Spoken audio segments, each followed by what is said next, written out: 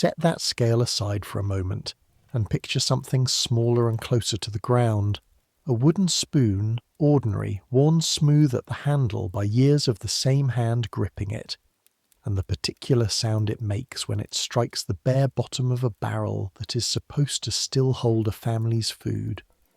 That sound will follow you through everything that comes next in this story, because it is the sound underneath every other sound, on the frontier of 1850, underneath the axe,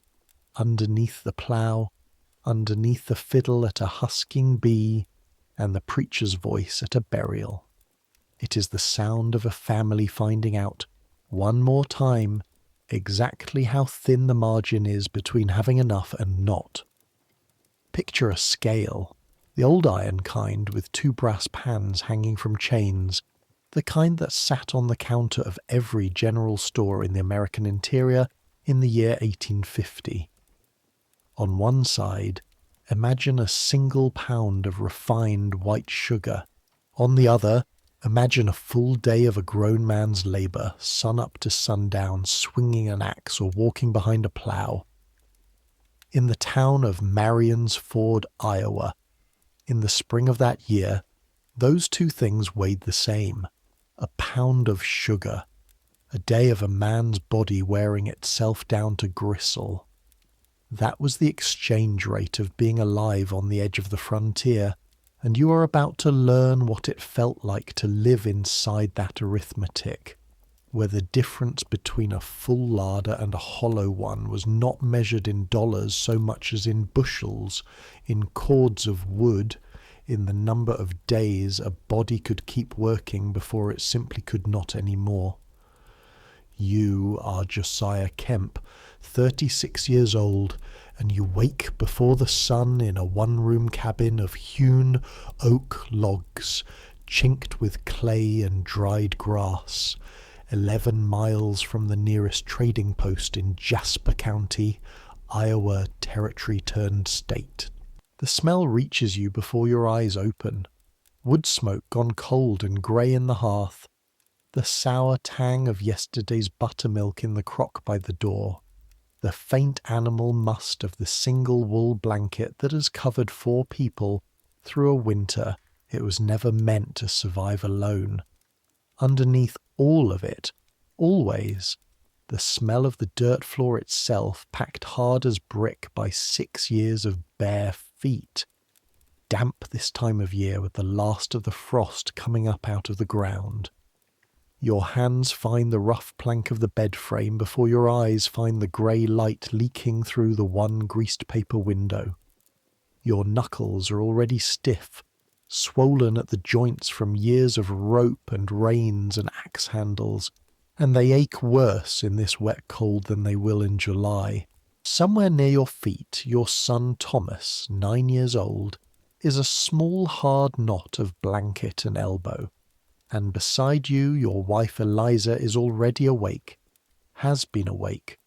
staring at the black beam of the ceiling the way she does most mornings now, doing sums in her head that never come out even. "Corn's near gone," she says. Not a greeting, just the fact, laid down flat between you like a plank across a ditch. You already knew. You knew it 3 nights ago when you scraped the bottom of the meal barrel and the wooden spoon rang hollow against the staves, a sound like a coffin lid, though you would never say that word aloud in this house, not with the baby's cradle not 2 feet from where you lie.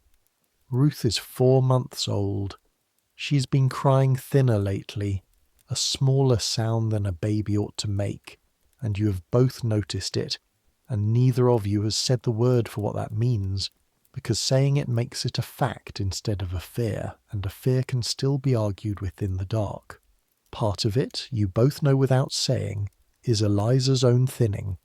A nursing mother needs more than a farm short on meal, and long on winter can easily spare her. And the milk that comes has grown less generous through January and into this cold stretch of February,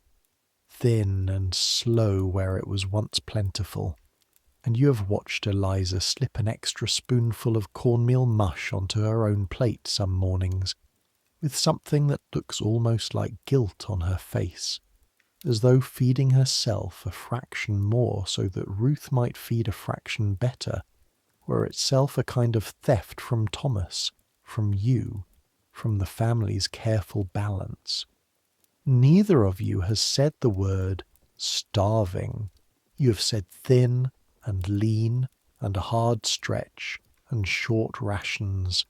every gentler word this country has invented so that a family might discuss its own hunger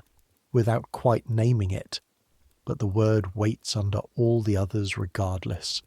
the way a stone waits under a thin place in a field. And this morning, with the spoon ringing hollow against the barrel staves, it feels closer to the surface than it has all winter. Here is the shape of what you own, if anyone bothered to write it down the way the county assessor did the autumn before. 40 acres, 18 of them cleared and fenced, a one-room cabin worth perhaps $40 if a man wanted to buy it and not build his own, a horse gone lame in the off for hoof, 2 milk cows, a scatter of hogs running loose in the timber to fatten on acorns, a wagon with one wheel rebuilt twice, and a debt at Ansel Practor's store in Marion's Ford that stands, as of the 1st of April, at $11.40, written in Practor's own hand in a ledger book that you have never been shown, but that you know exists the way a man knows there is a stone under a thin place in his field, because his plough has struck it before. $11.40 does not sound like much until you set it against what your labour is worth. A hired hand in this county earns perhaps $10 to $12 a month during planting season, and even that wage assumes a man is not also feeding a wife, 2 children, and an infant, is not also paying for salt, powder and shot, a ploughshare when the old one snaps, and the interest that accrues, quiet as rot, on any balance not settled by the time the harvest note comes due. $11.40 is nearly a full month of a man's labour, already spent, already gone, before a single seed goes into the ground this year. You get up. The floor is cold enough to numb your bare feet in the time it takes to cross to the hearth, and you crouch there working a coal from last night's banked ashes into a nest of dry grass and birch bark, blowing on it with your whole chest until it catches, a small orange flower opening in the dark,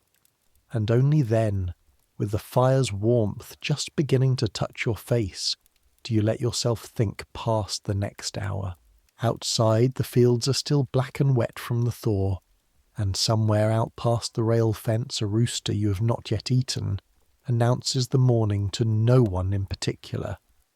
You will plant corn on 8 acres this year, and beans between the corn rows the way your father taught you back in Ohio, and 2 acres of wheat if the seed holds out, and a kitchen garden Eliza tends with a ferocity that has nothing to do with love of growing things and everything to do with arithmetic. Every hill of squash, every row of turnips, is a meal that does not have to be bought, does not have to be owed. This is where the story begins, not with an alarm bell or a stranger at the door, but with a wooden spoon striking the bottom of an empty barrel, and a debt of $11.40, and a baby who cries thinner than she ought to. Hold on to that sound. You will hear it again before the year is out. Before the plough ever touches the ground, there is the matter of Thomas's boots, which by the first week of April have become a small private crisis of their own, his toes pressing hard against seams already let out once last autumn by a travelling cobbler who passed through the township and charged 15 cents for the alteration, a sum that felt, at the time, like a reasonable price for another season's wear. Now the boots pinch at the widest part of his growing foot, no matter how the laces are loosened, and a new pair, bought ready-made at Practor's, would run $1.25, a sum that represents nearly 3 days of hired labour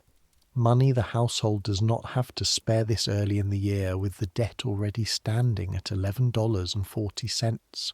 Eliza solves it the way she solves most such problems, by unstitching the boot's toes herself with a small knife and a steady hand, working in a wedge of tanned scrap leather saved from a worn harness strap to widen the toe box, resewing the seam by lamplight with a coarse waxed thread that leaves her fingertips pricked and sore by the time the work is done near midnight, and the repair holds, ugly and visible though it is, buying the boy perhaps 2 more months of wear before his feet outgrow even that concession. He says nothing about the mismatched leather at the toe, though you notice him, once, at church, tucking his feet back beneath the pew when the Weatherby boy, shod that Sunday in boots bought new from a Des Moines catalogue order, happens to glance his way, a small private flinch that you pretend not to see, because there is nothing you can offer him in that moment except the pretending. The spring of 1850 announces itself the way it always does in this country, with mud that swallows a boot to the ankle and a wind that still carries winter's teeth in it, even as the willows along the creek go soft and yellow-green at the tips. You harness the lame horse, Duke, alongside your one-sound mule, Jack, an unmatched team that Practor's own hired man laughed at openly last autumn, and you walk behind the breaking plough with your palms already blistering by the second hour, the wooden handles bucking and jarring against the roots and stones buried in ground that has only been broken from prairie sod these 6 years past. The plough does not want to go straight.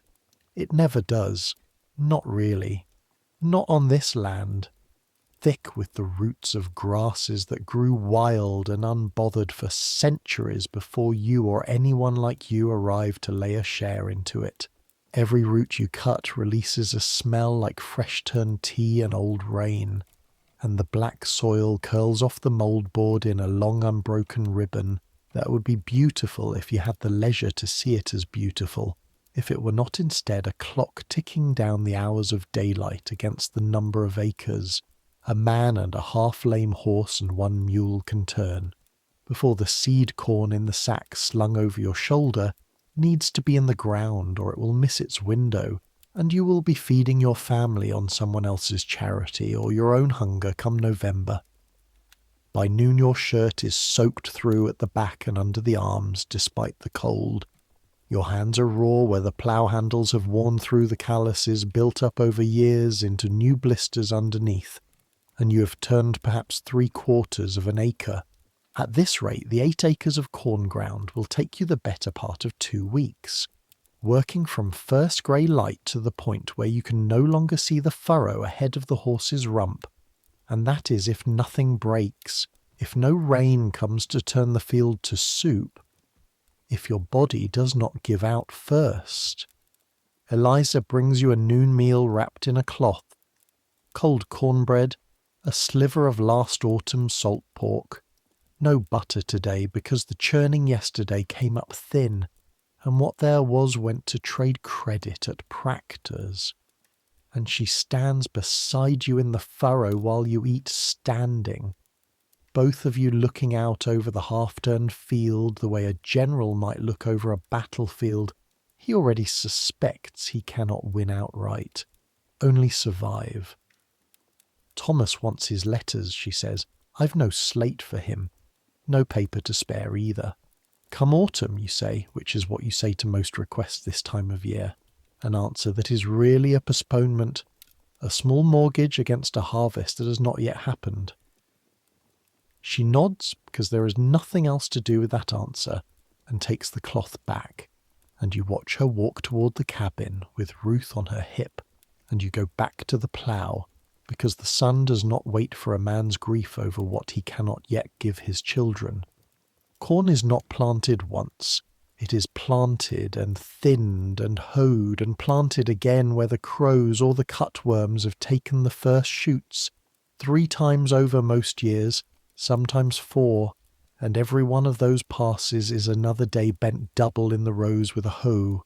another day your back tells you about for a week after in the low ache that settles into the base of your spine and does not fully leave until the ground freezes again. You plant your 8 acres of corn between the 11th and the 23rd of May, working past dusk twice when a front threatens rain that could rot the seed in wet ground before it sprouts. And by the time the last row goes in, your hands are a ruin of blister and callus, and one deep gash across the base of the left thumb where the hoe slipped on a buried stone. A wound you pack with a paste of soot and lard because there is no vinegar to spare for cleaning it properly, and because a doctor, should you need one, is 14 miles distant and costs more in a single visit than you have seen in cash money since October. The wheat goes in on the 2 acres you can spare it, sown by hand from a sack slung crosswise over your chest, your arms swinging in the old rhythm your father taught you, a wide easy arc that scatters the seed in a fan ahead of your steps. And this too is a gamble, because wheat wants a longer season and a drier harvest than corn wants weather. This country does not always agree to provide, and if the rust gets into it, or the chinch bugs, or a hailstorm flattens it 2 days before the cutting, that is 2 acres of a family's bread gone in an afternoon, gone the way money burns, fast and total, and with nothing to be done about it after. The beans go between the corn rows once the corn stands knee-high, planted by Eliza and Thomas together, her showing him how deep to press each seed with his thumb, 1 knuckle's depth, no more, no less. And you watch them from across the field for a moment, the boy's small back bent in imitation of his mother's, and something in your chest tightens that has nothing to do with the ache in your shoulders. He is 9. In another 2 years he will be doing a man's share of this work, and you do not know yet whether to be grateful for that or something closer to grieved. The kitchen garden is Eliza's separate war, fought on a 1/4 acre behind the cabin with a spade and a hoe, and her bare hands turning the soil for hills of squash and pumpkin, rows of turnips and carrots and cabbage, a few precious hills of potatoes grown from seed potatoes. You traded 2 laying hens for back in March, a trade that still stings a little every time you notice how few eggs come to the table now. She works this ground with Ruth laid on a blanket in the shade of the 1 young oak left standing near the cabin, checking on the infant every few rows, her back bent the same aching way yours is, and by the time the spring planting is done in early June, both of you move through the cabin at night like old people, stiff and slow, though neither of you has yet seen 40. Eliza's butter and eggs are the one thread of the family's economy that runs, however thinly, in the opposite direction from the debt at Proctor's. A small private ledger she keeps in her own head, rather than in any merchant's book, tallying what the 2 milk cows and the 12 remaining hens produce against what the family can spare to eat itself. Churning is its own long monotonous labour. The wooden dasher worked up and down inside the tall stoneware churn for the better part of an hour some mornings, before the cream finally breaks and gathers into butter, her arms burning by the 20th minute with a dull, steady ache that does not let up until the work is done. And she trades what butter the family does not need, perhaps 2 or 3 pounds in a good week, at Proctor's for 8 cents a pound, credited against the family's account rather than paid in coin, alongside whatever eggs she can spare above what goes into the household's own cooking. It is meagre money, measured against a debt that stands at $11, but it's the only money in this household that is entirely hers to direct, and she guards the accounting of it with a fierceness you have learned not to interfere with, because you understand without her ever having to explain it. that a woman on this frontier who controls no ledger of her own, however small, has surrendered a kind of dignity that is not easily recovered once given up. Mrs. Weatherby, by contrast, as Eliza mentions once flatly, without any bitterness she will allow herself to show, keeps 11 cows to Eliza's 2, a hired girl to help with the churning, and sells butter by the firkin rather than the pound, enough in a single season to buy the very calico and merino wool that mark her out at church each Sunday. Eliza does not say this comparison aloud more than that once, and you understand it costs her something, even to say it that single time, a small crack in the composure she otherwise maintains against every hardship the year presents, and you say nothing in response beyond reaching over, in a rare quiet moment by the fire, to take her raw, chapped hand in your own for a moment, before either of you returns to the evening's remaining chores. The seed corn ran short. You knew it might.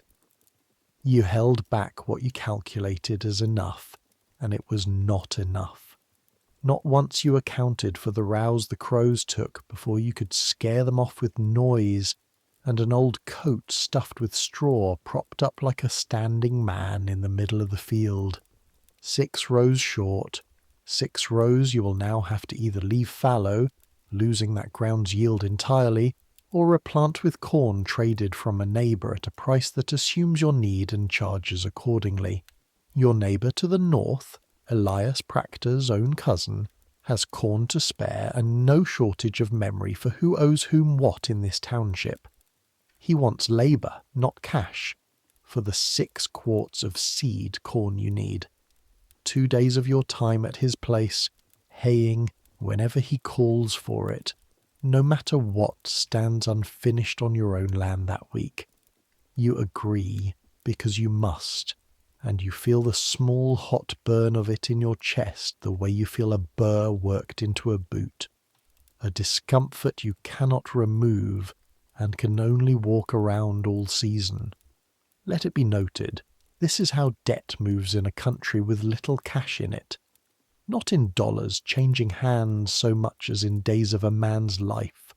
promised away before he has lived them, spoken for by someone else's need before his own family's need is met. By the middle of June, the corn stands in green rows across your cleared ground, and if a man rode past on the section road, he might see a farm that looked, from that distance, like any other. A cabin, a fenced field, smoke rising thin from a chimney at cooking time, chickens scattering from a wagon's wheels. He would not see the ledger in Proctor's store climbing past $11. He would not see the 6 rows of corn owed forward in labour. He would not see Eliza measuring the meal barrel with her eye each morning the way another woman might check a clock, gauging not the hour but how many more days remain before it is empty, and what happens after that. He would not hear, either,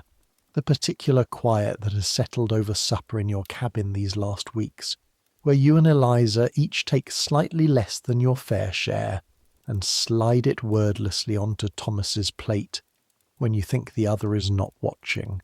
and where you have both, without ever discussing it, begun eating last after the children, watching the pot to see what remains before you serve yourselves, an arithmetic of hunger. Neither of you would ever call by its name in front of the boy. Hold that quiet in your mind. It will grow louder before this year is through. On the first Sunday of June, you take the family to meeting at the small clappered church that serves the whole township. A 5-mile drive each way that Eliza insists on regardless of the season, because church is one of the only places left where the family's worth is not measured strictly by what stands in a ledger, and because she wants Thomas, and, in time, Ruth to grow up knowing there is a reckoning beyond Ansel Proctor's. The Weatherby family sits 3 pews ahead of you, and you cannot help but notice, as you have noticed most Sundays this spring, the particular quality of what they wear. Mrs. Weatherby, in a dress of real merino wool, dyed a deep, even blue that has never faded to the patchy grey-brown your own homespun takes on after a season of lye soap and hard water.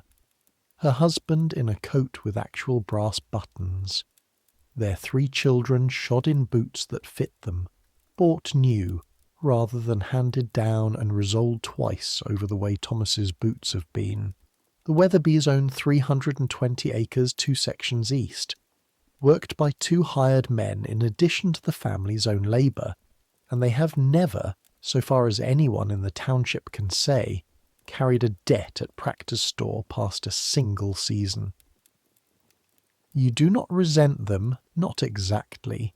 Sitting there in your own coat with its patched elbow and its top button replaced with one that does not quite match. But you feel the distance between their pew and yours the way you feel a draught under a door, a small, persistent, uncomfortable fact of the room that no amount of politeness quite erases.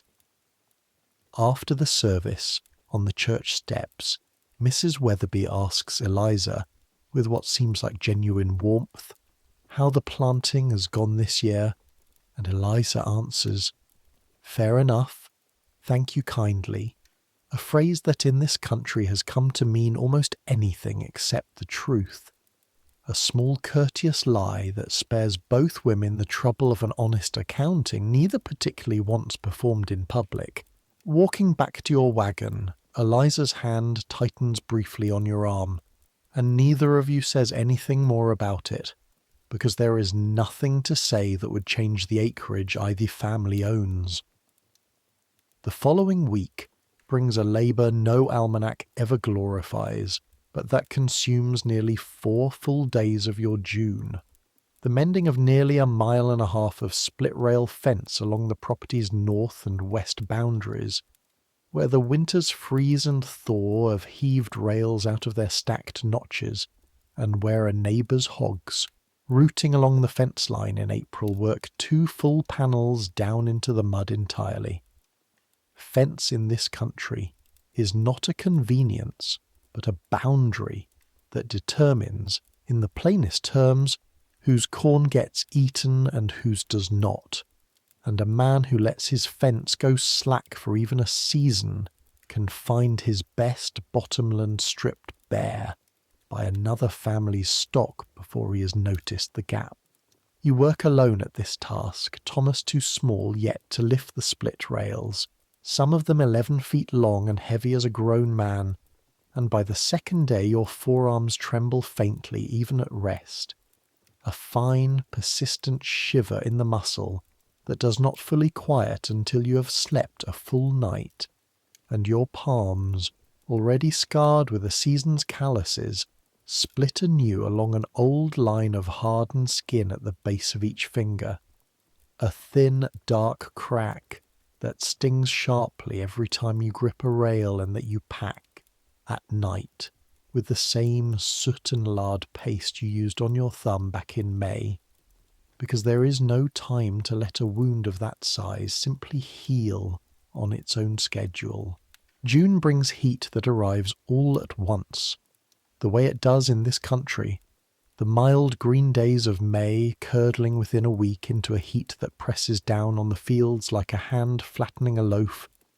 and with the heat comes a fear that sits under every conversation at the store, at the mill, over any fence 2 neighbours happen to lean against at the same time. Rain, or the absence of it. By the first week of July, no rain has fallen in 19 days. You walk your corn rows morning and evening, pressing a finger into the soil past the first dry crust to feel for moisture beneath, and each day the damp line sits a little deeper, a little further from where a young root can easily reach it.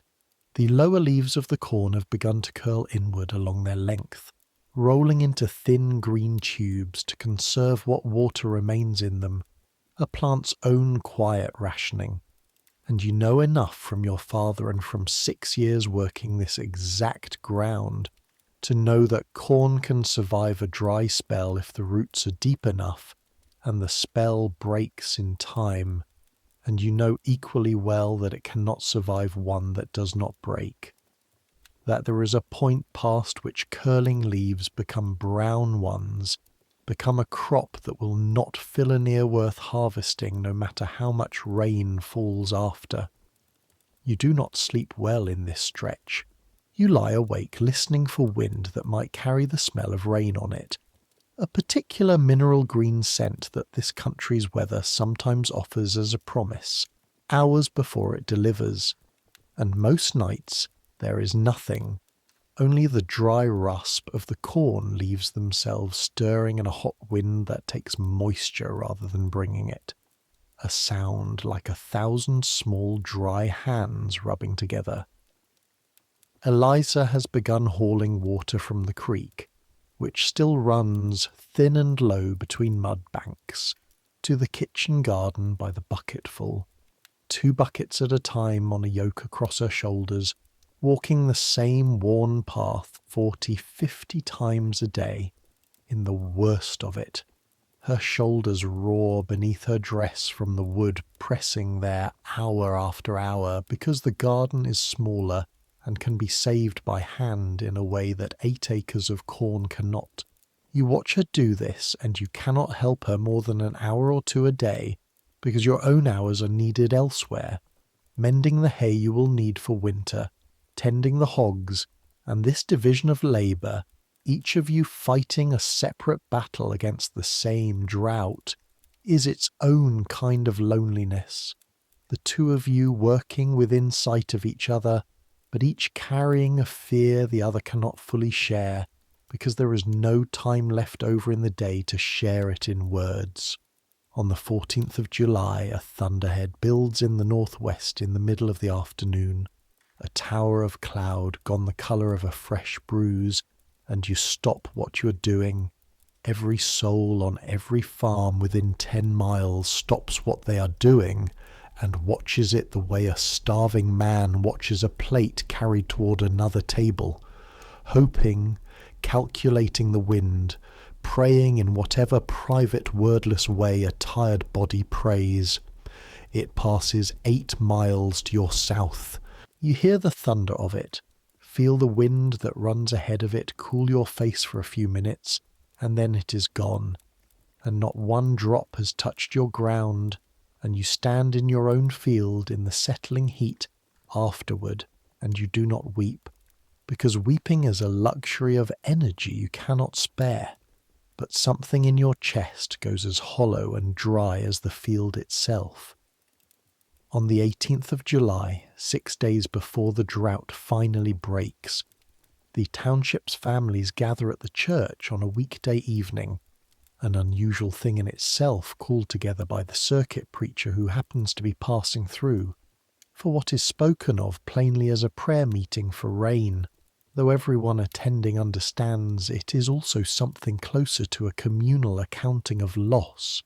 a chance for neighbour to measure his own ruin against another's and find, in that comparison, either a thin comfort or a fresh dread. You stand near the back with your hat in your hands, Eliza beside you with Ruth asleep against her shoulder, and you listen to Thaddeus Ray describe a stretch of his own bottomland, gone to cracked grey clay so hard a hoe bounces off it, and to young Amos Dunmore, not yet 20, and farming his father's claim alone since the elder Dunmore's death the winter before, describe a well gone from 6 feet of water to less than 2. Water he now hauls up bucket by bucket in careful rationed amounts for his stock alone, none left over for a garden he has already, by mid-July, given up as lost. The preacher's sermon is short, mostly scripture, mostly the story of Elijah and the drought upon Israel, and when the men take turns after it, standing to speak their own prayers aloud into the gathered quiet of the church, you find yourself, when your own turn comes, saying only a handful of words, something about the corn and the children, and asking plainly for rain, your voice sounding strange and small to your own ears in the wooden hush of the room, and you sit back down with your face hot with an embarrassment you cannot quite name.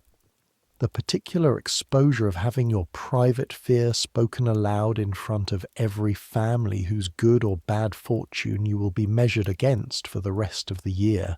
walking out afterward into a night still hot and dry as a stove lid, you fall into step beside Ansel Proctor himself, who has come not to pray so much as to gauge, with a storekeeper's practised eye, how deep this year's trouble is likely to run across his whole book of debtors, and he says to you, in a voice pitched low enough not to carry, "Bad year all around, Kemp. I'll not press hard on notes this autumn, not with the whole township burnt the same. It is not charity, you understand, so much as a plain calculation on his part. A store cannot collect debts from families it has driven into true ruin,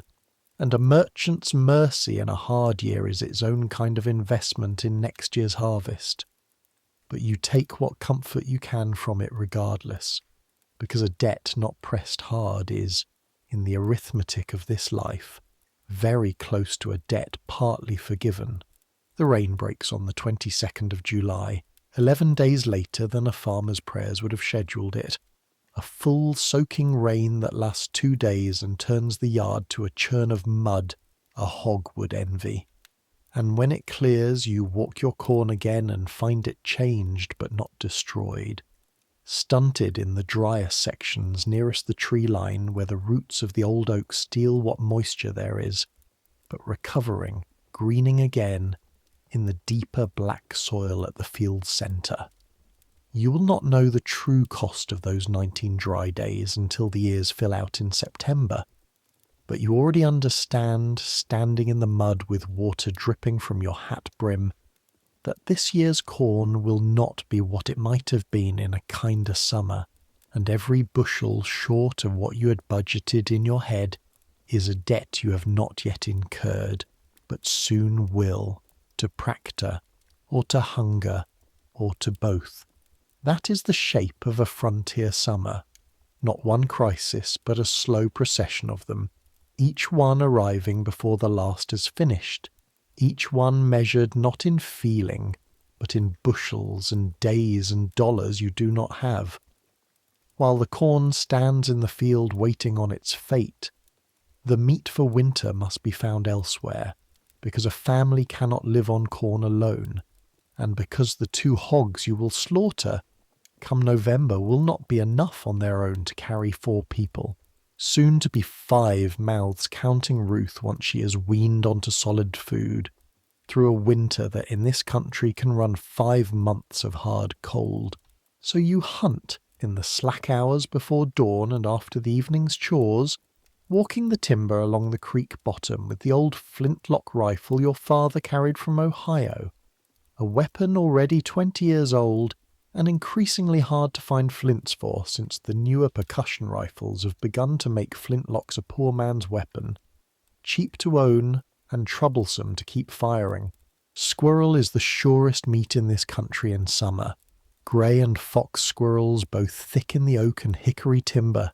and you have grown a hunter's patience standing motionless against a tree trunk at first light, watching the branches for the particular twitch of movement that gives a squirrel away. And you have grown, too, a hard economy about powder and shot, because each load costs money you would rather spend elsewhere, and a missed shot is not just a missed meal, but a wasted charge of powder worth real cents. And so you have taught yourself to wait for the certain shot rather than the hopeful one, sometimes standing so long your legs cramp beneath you, before a squirrel finally sits still enough and close enough to be worth the risk. A good morning yields 4 or 5 squirrels, skinned and dressed at the creek's edge with a knife worn thin from years of sharpening. The small bodies no bigger than a man's 2 fists together, barely enough meat on all of them, combine to make one real meal for a family of 4, and yet that meal matters, because it is meat you did not have to buy, meat that does not touch the debt at Proctor's, Meat that lets the salt pork in the smokehouse stretch one day further into the winter that is still in July, 4 months off but never far from a farmer's mind in this country. Deer are scarcer than they were when your father's generation first came into this country, hunted harder every year as more families settle the timber and bottomland. But you take one in early August, a young buck taken at dusk near the creek's second bend, a shot you're not fully proud of because it takes the animal high in the shoulder rather than clean through the heart, and you track it near 1/2 mile by moonlight and the faint dark trail of blood on the grass before it finally goes down, and you field dress it there in the dark with hands that shake slightly from the exertion and something that is not quite excitement and not quite dread, an animal awareness that you have just done something that will matter to your family's survival in a way that few of your other daily labours quite do. Hauling that deer back to the cabin, slung across your shoulders with its legs bound, is its own trial. 130 pounds of dead weight over uneven ground in the dark, your own legs already exhausted from the day's fieldwork before the hunt even began, and by the time you reach the cabin your shoulders burn as though branded, and your breath comes in a ragged, tearing rhythm that takes long minutes to settle, even after you have lowered the carcass to the ground. Eliza comes out with a lantern, and for a moment neither of you says anything, both of you simply looking at the animal on the ground between you, and then she crouches and touches its flank the way another woman might touch a piece of good cloth in a store window, an assessment more than an affection, already counting in her mind how many days of meat this represents, how much of it can be dried into jerky over the smoke of the hearth fire to carry through weeks when fresh hunting proves poor. Good size, she says. It is the closest thing to praise either of you has energy left to offer, and it is enough. You work by lantern light past midnight butchering the deer, a task that in a wealthier household might be handled by a hired man or sent out to a neighbour skilled in the work for a fee. But here is done by your own two hands at your own kitchen table, the meat separated into cuts, the hide scraped and set aside to be worked into leather later, the organs saved because nothing here is wasted. Nothing here can afford to be wasted, and Eliza slices the choicest cuts into thin strips to hang over a slow, smoky fire built specifically for that purpose in the smokehouse out back, a low structure of split logs no bigger than a large doghouse where hickory smoke will cure the meat over several days into jerky that will keep dry and hard and dark through the winter months when fresh meat is scarce. By 1 in the morning your hands are slick with blood and fat to the wrist, your knife arm trembles with fatigue, and you still have 4 hours before you must rise again for the morning's chores. You fall into bed beside Eliza without washing fully, too tired even for that small dignity, and you sleep the particular dreamless sleep of a body that has been used entirely up for one day and must somehow be ready to be used again in a few hours' time. This is the arithmetic no ledger book writes down, not dollars and cents, but hours of sleep surrendered, a body's reserves spent down like coins from a purse that is not being refilled as fast as it empties. You are 36 years old. You will not always be able to do this. Some nights, lying awake those few minutes before sleep finally takes you, that thought frightens you more than the drought did. By late August, the corn stands tall enough to hide a man walking upright between the rows, and the ears have begun to fill, though you can already tell by hefting a few test ears in your hand, feeling their weight, husking one open to examine the kernels, that this year's yield will run short of what a wetter summer would have given you. The kernels smaller, the ears themselves a hand's width shorter, than the best ones you grew 2 years back. In the good year, the year you still measure every other harvest against without quite meaning to, you begin the harvest itself in the 3rd week of September, walking the rows with the sack slung over one shoulder, snapping ears free from their stalks with a practised twist of the wrist that by the day's end has worn a raw patch across the pad of your thumb, tossing each ear into the sack until its weight bows your back, then emptying it into the wagon bed and starting again, row after row, hour after hour, the sun rising and crossing and falling while you work, your shadow swinging from your left side to beneath your feet to your right, marking the day's passage, the only clock you need out here. Thomas works beside you this year for the first time in earnest,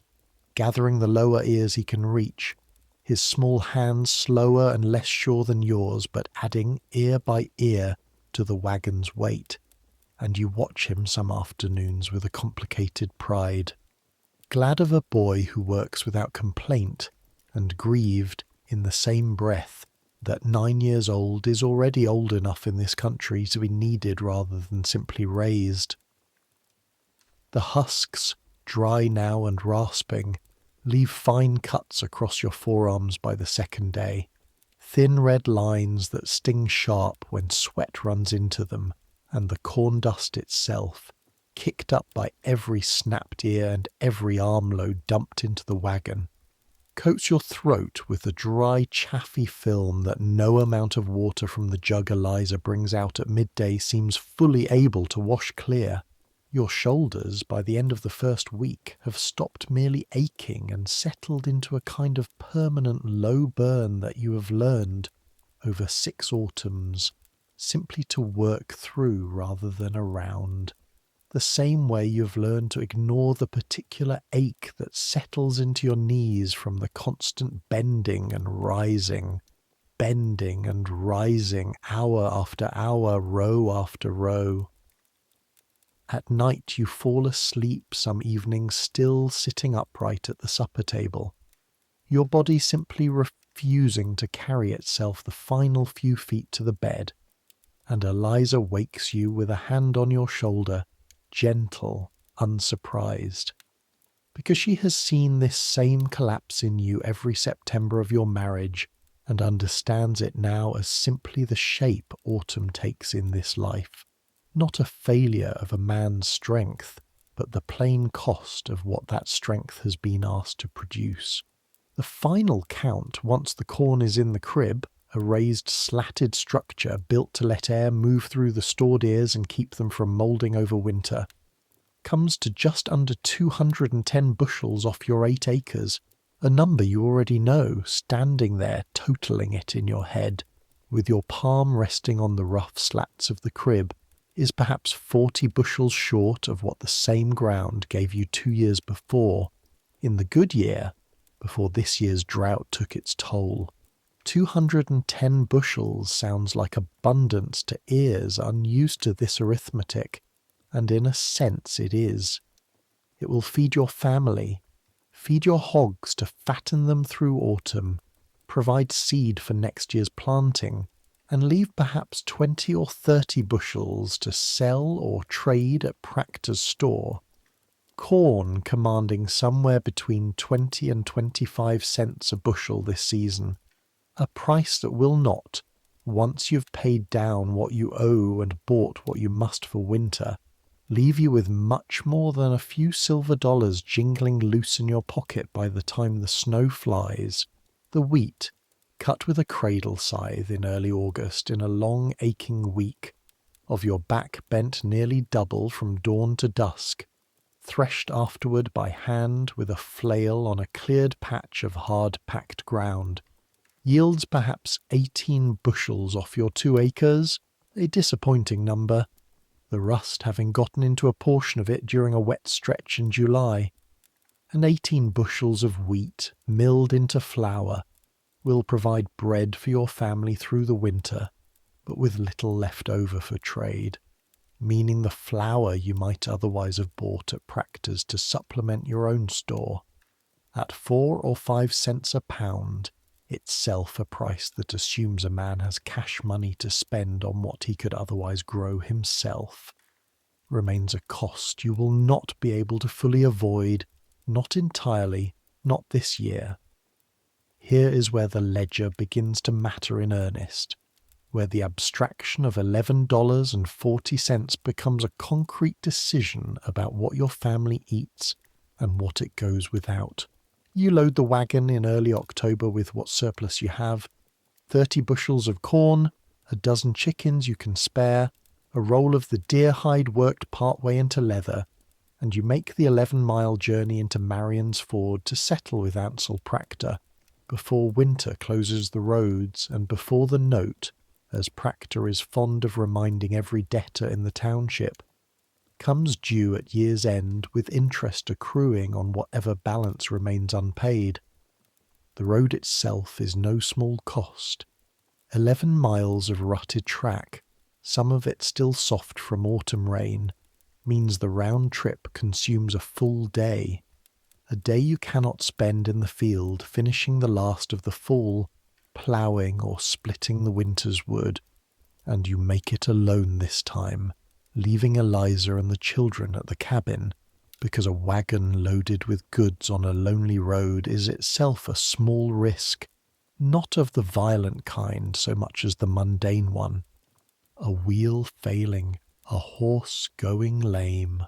weather turning before you can get home again. Marion's Ford, when you reach it in the early afternoon, is no great town, perhaps 30 buildings strung along a single muddy street. But after 11 miles of empty timber and field, it feels almost like arriving in a different country, and the sight of Ansel Proctor's store,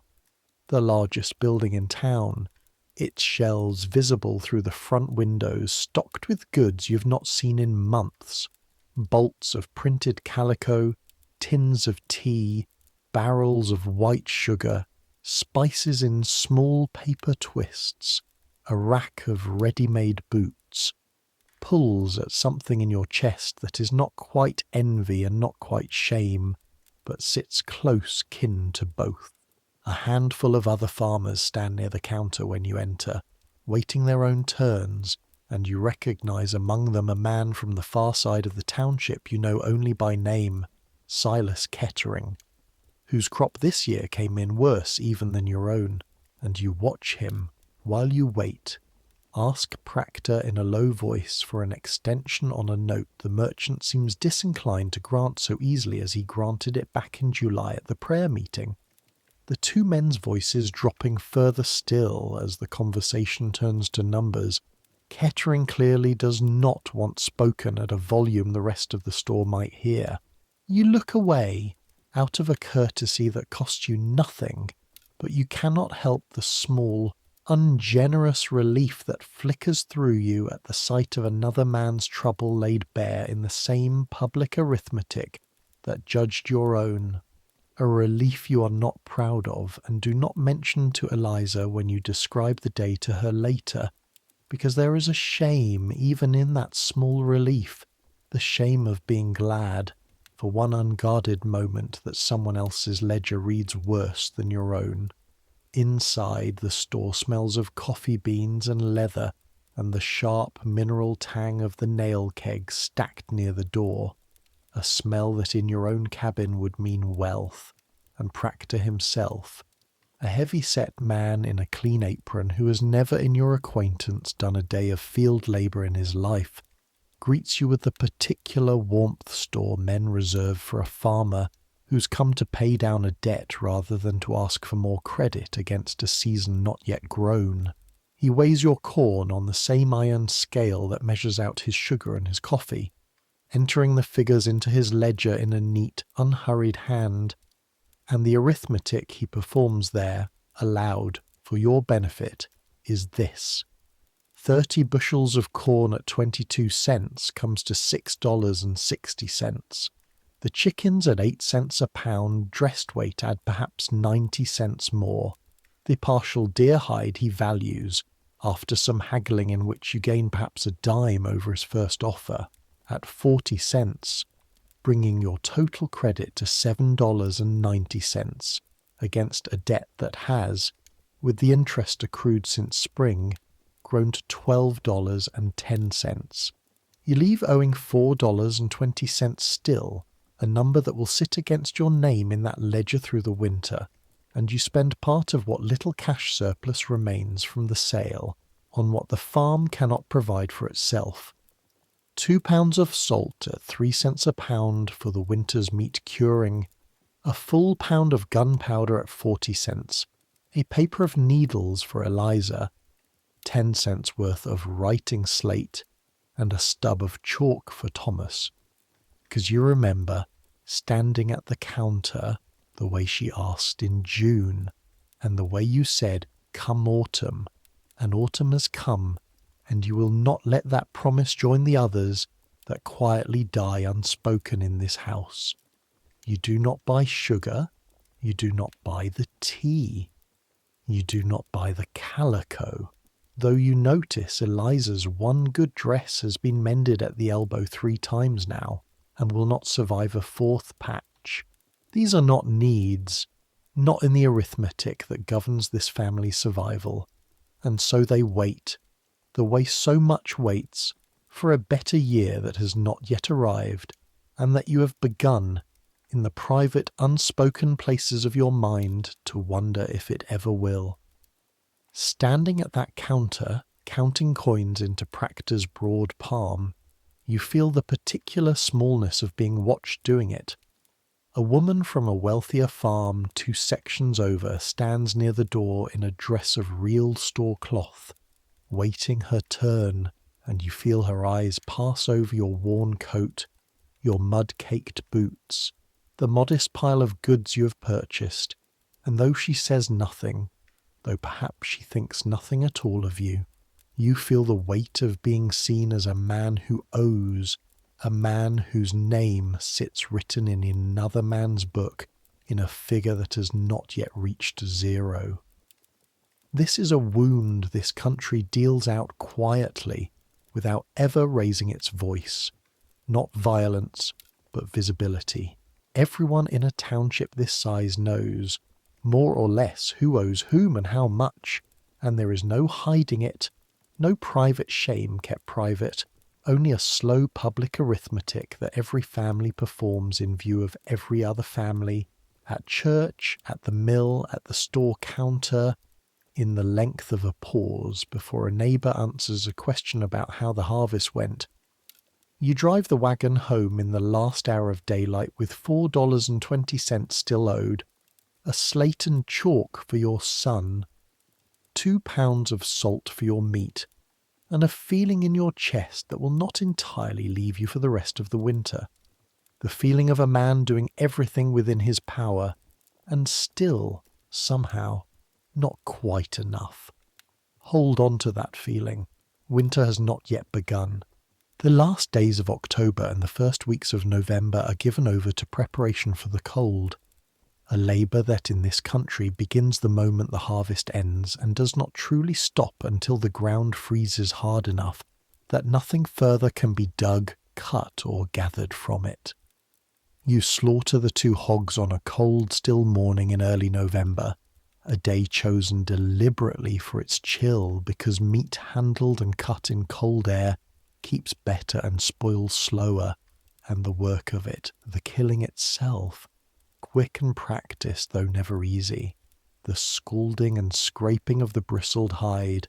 the long butchering that follows, laying out hams and shoulders and sides of bacon on the kitchen table while Eliza works alongside you, rendering the fat into lard in a great iron kettle over the outdoor fire, consumes the better part of 2 full days. The smell of that rendering fat fills the whole yard, a heavy, warm, faintly sweet smell that clings to your clothes and hair for days afterward, and the sound of the fire beneath the kettle, a low steady crackle, becomes the backdrop to hours of careful, exacting work, salt rubbed into every ham and side of bacon by the hard palmful, worked deep into the flesh, with your bare hands until your fingers crack and sting from the salt working into your own split skin. The hams then hung in the smokehouse over a slow, smouldering fire of hickory chips to cure further over the following weeks, a process that must be tended daily. The fire never allowed to flare into true flame, never allowed to die out entirely either, a balance that cost you an hour of attention morning and evening for nearly a month. Salt itself is no small expense in this arithmetic. Curing 2 hogs worth of meat properly requires perhaps 20 pounds of salt. At 3 cents a pound, very close to 60 cents of your carefully rationed cash. And a family that cannot afford enough salt will have meat spoil in the smokehouse or in the barrel. A loss that is not merely wasteful but potentially catastrophic if it happens to meat meant to carry a family through the leanest months of the year. You count your salt barrel twice in November, hoarding what remains after the hog curing for the venison jerky, and for what fish can still be taken from the creek before it freezes, because there will be no trip back to Practor's store once the roads close with snow, not without real danger attached to the journey. The root cellar, a dugout chamber beneath the cabin's floor lined with split logs and packed earth, receives its winter's contents through these same weeks. The potatoes dug and cured in the sun for a day before storage, the turnips and carrots layered in dry sand to keep them from shrivelling, cabbages pulled whole with their roots still attached, and hung upside down from the cellar's low ceiling beams, squash and pumpkins arranged on shelves, where the cool, stable temperature of the earth itself will keep them sound for months without spoiling. A temperature that never quite drops to freezing and never climbs high enough to rot what is stored there, so long as the family manages the small door and its insulating layer of straw correctly against the deepest cold. You count that cellar's contents the way another man might count coins, because in the plainest sense they are the same thing. 40 bushels of potatoes, perhaps 15 bushels each of turnips and carrots and cabbage, a dozen pumpkins and squash, and against this you weigh, in your mind, 5 mouths through 5 months of cold, doing the arithmetic of a pound of potatoes here, a turnip there, multiplied against 150 days until the first green things of spring might supplement what the cellar no longer holds.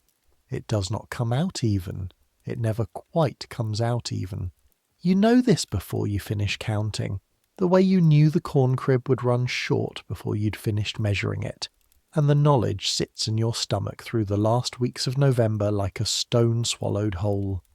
Present at every meal, unspoken at every meal, because to speak it aloud in front of Thomas, or where Ruth might someday be old enough to remember hearing it, would be to make the fear larger than it already is. Alongside the hog slaughter and the cellar filling, you spend 3 cold mornings in late November working a stretch of the creek where it slows and deepens before the second bend.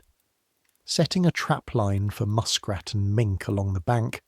work you learned as a boy in Ohio from an uncle who trapped for the fur trade before it thinned out east of the Mississippi. And though the pelts themselves will fetch only a modest sum from a fur buyer, who passes through Marion's Ford twice a winter, muskrat meat itself, skinned and dressed at the water's edge with hands that go numb within minutes in the November cold, adds a dozen or more small carcasses to the smokehouse over those 3 mornings, meat that costs nothing but a few hours before dawn, and the ache of kneeling on frozen ground checking traps by lantern light. Your fingers, wet from handling the trap springs and the animals themselves, sting first and then go entirely without feeling, a numbness you have learned to work through rather than around, flexing them hard against your palms every few minutes to keep the blood moving. Because a trapper who waits for his hands to warm themselves loses the whole morning's work to the sun coming up and the animals going back into hiding.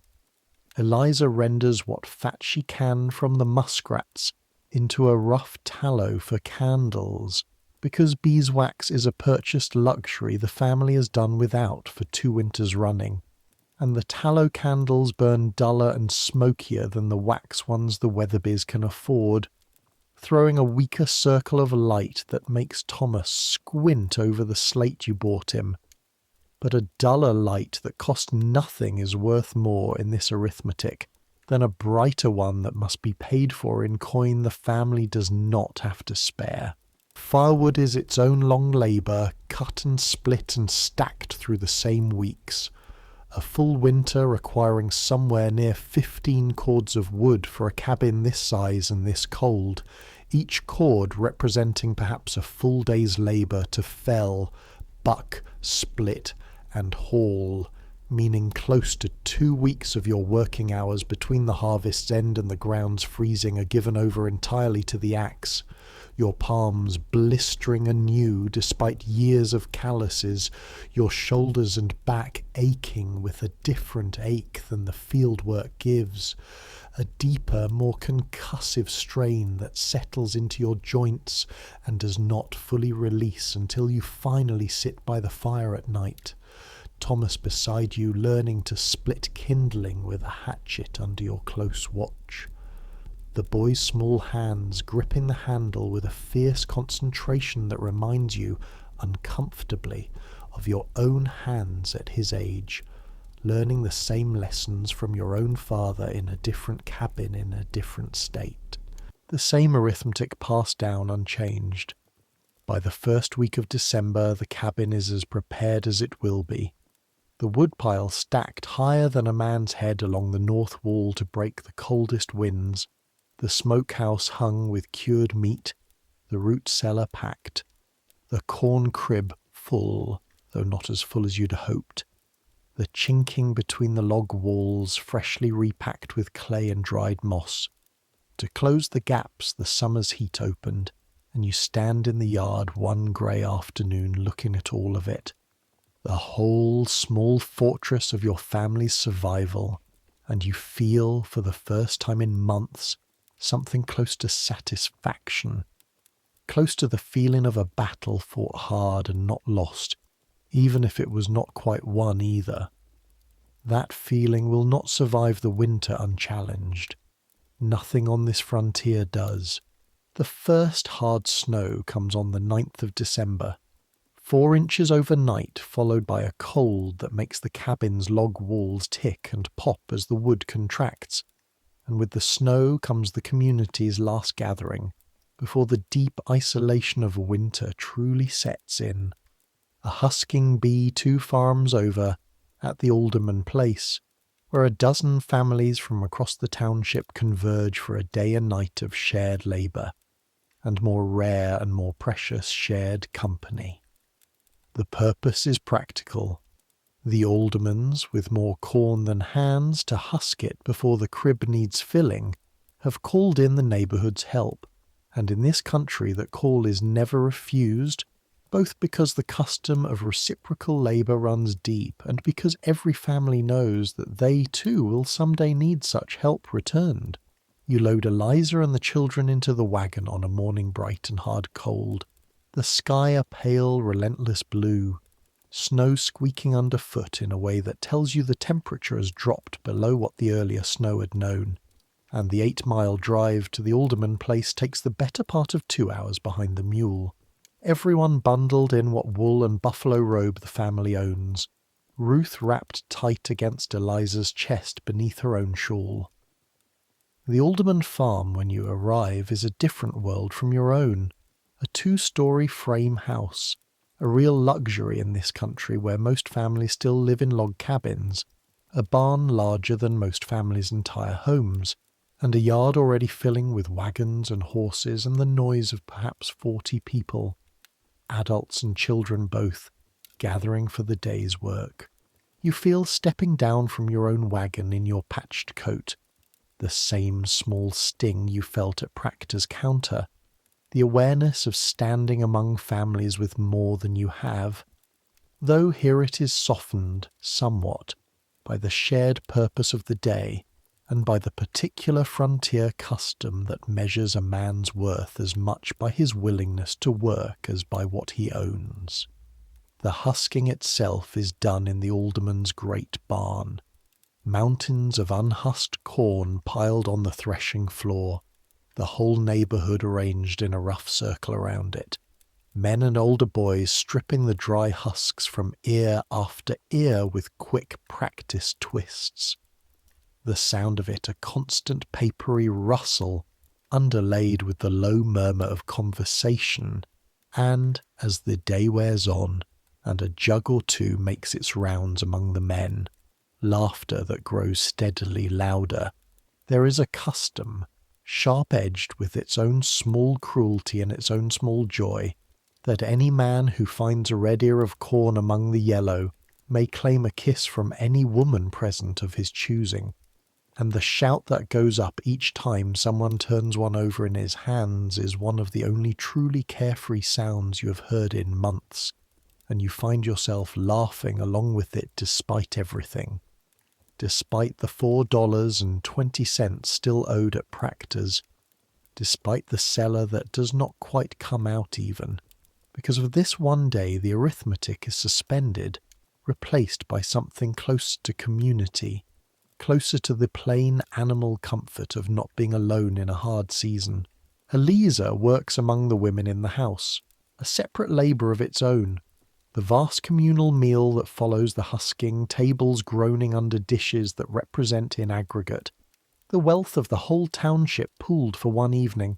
Roast pork, wild turkey, pumpkin pies, cornbread dripping with butter. No one here has had to ration this particular night. Dried apple preserves and coffee, real coffee. A luxury few of these families drink at their own tables more than a handful of times a year. You watch your wife eat a full plate without once glancing toward the pot to see what remains for later, and something in her shoulders, tight and guarded through months of careful rationing, loosens for these few hours in a way that makes you understand, freshly, just how much weight she carries silently every other day of the year. Late in the evening, after the corn is husked and the food is eaten and the fiddle has come out for an hour of dancing on the barn floor swept clear of husks, you find yourself standing near the door beside old Thaddeus Ray, a farmer near 70 who has worked this township's ground since before it was a state, and he says, apropos of nothing, watching the dancers, "Every year I bury this ground, and every year it grows me back up again. Don't know why I still find that a wonder, but I do." You do not answer, because there is nothing to add to that, but you carry the words home with you in the wagon that night. The children asleep against Eliza's shoulders, the cold stars hard and close overhead, and you find some comfort in them, a small counterweight against the arithmetic that otherwise governs every hour of your days. Before the dancing and the fiddle, while the last of the corn is still being husked, the men of the township hold a shorter, plainer gathering in the alderman's front room, a kind of informal town meeting called each year around this same season, to reckon, out loud, what the year has cost the township as a whole, whose crops came in short, whose stock died, whose family might need help getting through to spring, and what, if anything, the community can spare to give. This year the reckoning runs longer than usual and grimmer on account of the drought, and you sit on an upturned crate near the room's edge listening to a dozen men in turn report their own losses in the same flat, unembellished language Thaddeus Ray used at the prayer meeting in July. Bushels short, stock lost, a well gone dry,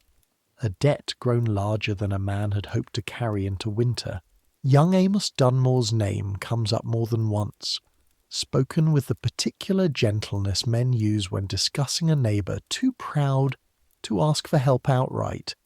and by the time the meeting breaks up, an informal understanding has been reached, nothing written down, nothing that would ever appear in Proctor's ledger. that 2 or 3 families with a little more margin than most will see the Dunmore place, through the worst of the winter, a debt of kindness that Amos will spend years, quiet and without complaint, working off in labour at haying and harvest for those same families long after the winter itself is forgotten. You give what accounting you can of your own year. The 6 rows of corn owed in labour, the $4.20 still on Proctor's book. And no man in that room looks at you with anything like pity or judgment, because every man in that room is doing, this year, some version of the same arithmetic, and there is a strange, cold comfort in that shared reckoning, the sense of a whole township standing together at the edge of the same lean season, rather than any one family standing at it alone. That comfort too will be tested. Hold it close. You will need it. Word comes on the 2nd day of January, carried by a neighbour riding the section road on some other errand, that the youngest Dunmore child, not yet 2 years old, has died in the night of a wasting sickness the family had hoped, through December, was merely a lingering cold, a sickness that took hold. Everyone in the township understands without saying it plainly, in a body already thin from a season with too little in the larder to spare a growing child, and that found in that thinness too little resistance left to fight against. You and Eliza dress the children in what good clothes the family owns, and drive the 8 miles to the small burying ground behind the church through a hard, clear cold, the wagon wheels creaking over ground frozen iron solid beneath a skin of old snow, and you stand among perhaps 30 neighbours gathered around a grave dug with considerable labour into ground that does not want to yield to a spade in this weather, watching Amos Dunmore's mother, gaunt-faced and dry-eyed in the particular exhausted way of grief that has no tears left to spend, while the circuit preacher, the same man who led the prayer meeting for rain back in July, says words over a coffin built by the child's own grieving father from planks meant before this week for a hen house. You hold Ruth a little tighter on the ride home that evening than you might otherwise have, and neither you nor Eliza says much of anything for the first several miles, both of you carrying the same unspoken arithmetic, that the space between your own family's hunger and a grave dug in frozen ground is thinner some winters than either of you likes to consider, and that the difference between the Dunmore cabin and your own this particular January is not one of care or love or effort, but simply of margin, of a few more bushels in a crib, a few more pounds of salt pork in a smokehouse, luck and labour braided together in a ratio no family can fully control, no matter how hard it works. Eliza holds Thomas's hand tightly the rest of that ride, and you understand, watching her, that she's thinking exactly what you're thinking. Though neither of you says his name or the Dunmore child's name again that night, the 2nd week of January brings the cold that this country is truly known for. A cold that does not merely chill, but that seems to reach into the marrow itself. Mornings when the water bucket by the door freezes solid overnight despite the banked fire, when the mule's breath hangs in a visible cloud that does not dissipate but seems to hang frozen in the still air, when a man's beard grows a rime of frost from his own breath within minutes of stepping outside. It is in this cold, on the 14th of January, that Thomas wakes with a fever. You notice it in his eyes first, before you notice the heat of his skin, a glassy, unfocused look, a slowness to answer when Eliza speaks to him, and when she lays her palm against his forehead, her face changes in a way that makes your own stomach drop before she has said a single word. He is hot to the touch, hotter than a boy ought to be, and by midday he has begun coughing, a deep, wet, rattling sound that seems too large for his narrow chest, and by evening he will not eat, will not even take the broth Eliza spoons carefully between his lips, most of it running back out the side of his mouth while he stares past her at nothing. There is no doctor within reach in this weather, the nearest one 14 miles distant over roads now buried under snow drifted waist deep in the low places, and even were the roads clear, a doctor's visit would cost more cash money than the family has seen since the corn sale in October, a fee of $2 or $3 for the visit alone, more if he prescribes medicines beyond what a farm family might already possess. So you do what every family in this country does in this circumstance. You nurse him yourselves, with what knowledge Eliza carries from her own mother and what remedies the farm itself provides. She builds up the fire until the cabin is nearly too warm to bear, believing, as most do in this era, that a fever must be sweated out, and she wraps Thomas in every blanket the family owns, and she brews a tea from dried catnip and a scrape of ginger root saved in a jar since autumn, and she presses cloths wrung out in cool water against his forehead and wrists when the fever spikes too high, a cycle of heat and cold applied by hand through hour after hour of a night that neither of you sleeps through, both of you taking turns sitting beside the low trundle bed where he lies, listening to that wet rattling breath, watching his chest rise and fall, counting the seconds between breaths the way you might count coins, anxious over every gap that seems to last a fraction too long. It is Eliza, near 3 in the morning on the second night, who says the thing neither of you has wanted to name. He's thin, Josiah. Thinner than he ought be for a boy his age. Been thin all winter, and I let myself not see it, because there wasn't food enough to fix it even if I did see it. You do not answer at first because the accusation, though she's not aimed it at you, lands on you anyway, the way such things do on a man whose whole purpose in this life is understood, by himself as much as by anyone, to be the provision of enough. You think of the 6 rows of corn traded away for seed, of the deer meat stretched thin as jerky across months, of the meals where you and Eliza both quietly slid a portion onto his plate, believing or hoping that the sacrifice went unnoticed. A body worn thin by a season of careful rationing has less in reserve to fight a fever with, less flesh and fat to draw upon while the illness burns through what little there is, and you understand, sitting beside your son's fevered, wasted-looking form in the deep cold of a January night, that the arithmetic you have been performing all year, the bushels and the cents and the labour owed, has arrived finally at its true cost, written not in a store ledger, but in your own child's ribs, visible now beneath his nightshirt in a way that makes your throat close when you look at them.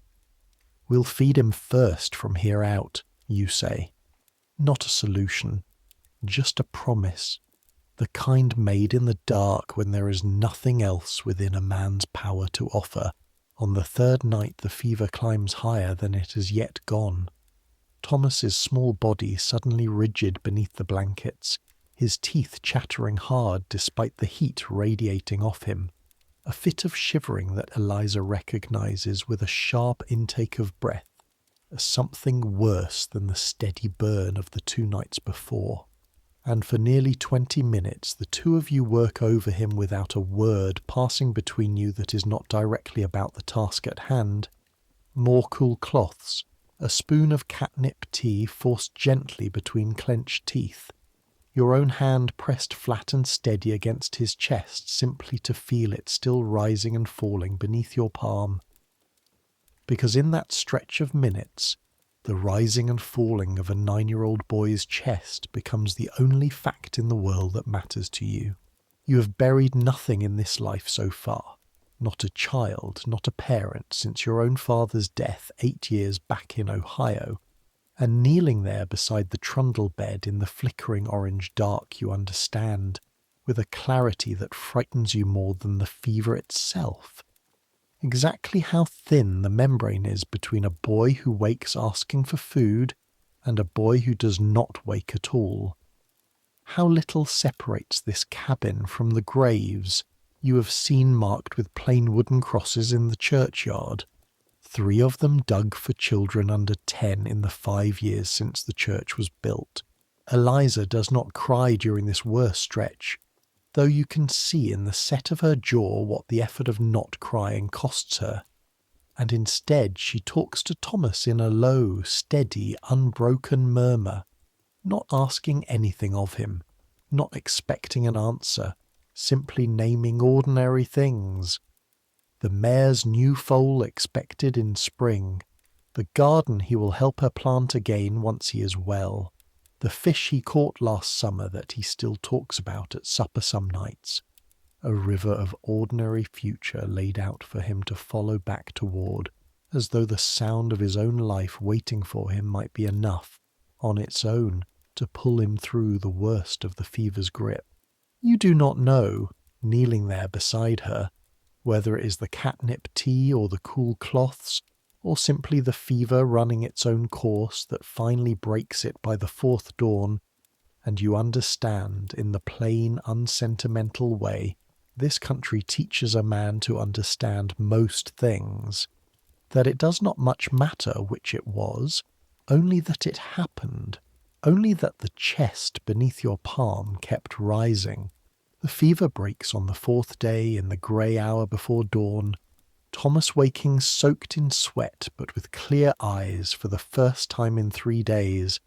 asking in a small, hoarse, ordinary voice whether there might be something to eat, and the sound of that ordinary question, so plain, so unremarkable in any other circumstance, brings Eliza to tears in a way that 3 days of fear had not, and you find your own eyes stinging as you go to the hearth to warm what broth remains, your hands, for once, not shaken from cold or fatigue, but from something closer to a relief so total, it feels almost like grief in reverse. He's weak for 2 more weeks, slow to regain the flesh the fever burned away, and through those weeks you and Eliza make a decision that cost you more than either of you says aloud. You begin drawing down the dried venison and the smoked hams faster than the winter's ration allows, faster than the arithmetic you performed back in November said was safe, because a boy recovering from fever needs more than a boy merely enduring winter, and every additional pound of meat taken now from the store meant to last until April is a pound that will not be there in March, when the last of winter's cold still holds the ground, and nothing green has yet come up to supplement what remains. You do not discuss this trade explicitly. You do not need to. You both understand, without saying it, that you have just spent some portion of March's safety to buy back Thomas's health in January, and you both understand, too, that you would make the same trade again without hesitation, and that this, perhaps, is the truest definition of what it costs to feed a family on this frontier. Not simply the corn and the meat and the coin, but the impossible choices made at the expense of a future you cannot yet see, weighed always against a child's life in the present, a scale with no true balance point, only a series of decisions a parent makes and then carries silently afterward. Hold this in your mind. The cost of that fever has not yet been fully paid. It is waiting for you in March. February passes in the particular grey endurance of deep winter in this country. The day is barely lengthening, the cold unbroken for weeks at a stretch, the family's world narrowed to the cabin's single room, and the short trips out to the barn, the woodpile, the smokehouse, each trip a small negotiation with a cold that can, if a man is careless, take fingers or toes, or worse. You mend harness by firelight in the evenings, your fingers clumsy with the cold that seeps in even past the hearth's reach. Working leather gone stiff and cracked, a task that must be done now in the slack season, so that spring's planting is not delayed by broken tack. Earlier in the winter, in a slack week between the hog slaughter and Christmas, Eliza spent the better part of 2 days rendering the last of the year's kitchen grease and wood ashes into a batch of soft soap, a task that fills the cabin with a sharp, throat-catching smell of lye that lingers in the log walls for a week afterward. Boiling the mixture in the same great iron kettle used for the laird, stirring it with a long wooden paddle worn smooth from years of exactly this labour, her face turned away from the worst of the fumes, her eyes watering regardless. The soap that results is a soft grey-brown substance kept in a covered crock by the door, harsh on the hands and harsher still on the family's few good garments. Nothing like the hard, milled, sweetly scented bars sold at Practor's for $10 apiece. Bars Mrs. Weatherby's household uses without a second thought. But soap made at home costs nothing beyond the labour and the ashes the hearth produces anyway. And in this arithmetic, that difference between a dime spent and a dime saved matters more than the difference between soft skin and chapped. Wash day itself falls once every 2 weeks through the winter months. Eliza hauling water from the creek's edge chopped free of ice, heating it over the outdoor fire in the same kettle, scrubbing the family's small store of clothing against a washboard with hands that come out of the lye-heavy water red and stinging,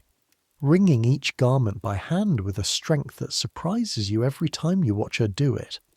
before hanging everything to freeze dry on a line strung between the cabin and the smokehouse. These shirts and Thomas's small trousers stiffening into strange rigid shapes in the cold air before they are brought back inside to finish drying near the fire, filling the cabin for an evening with the mingled smell of damp wool and wood smoke.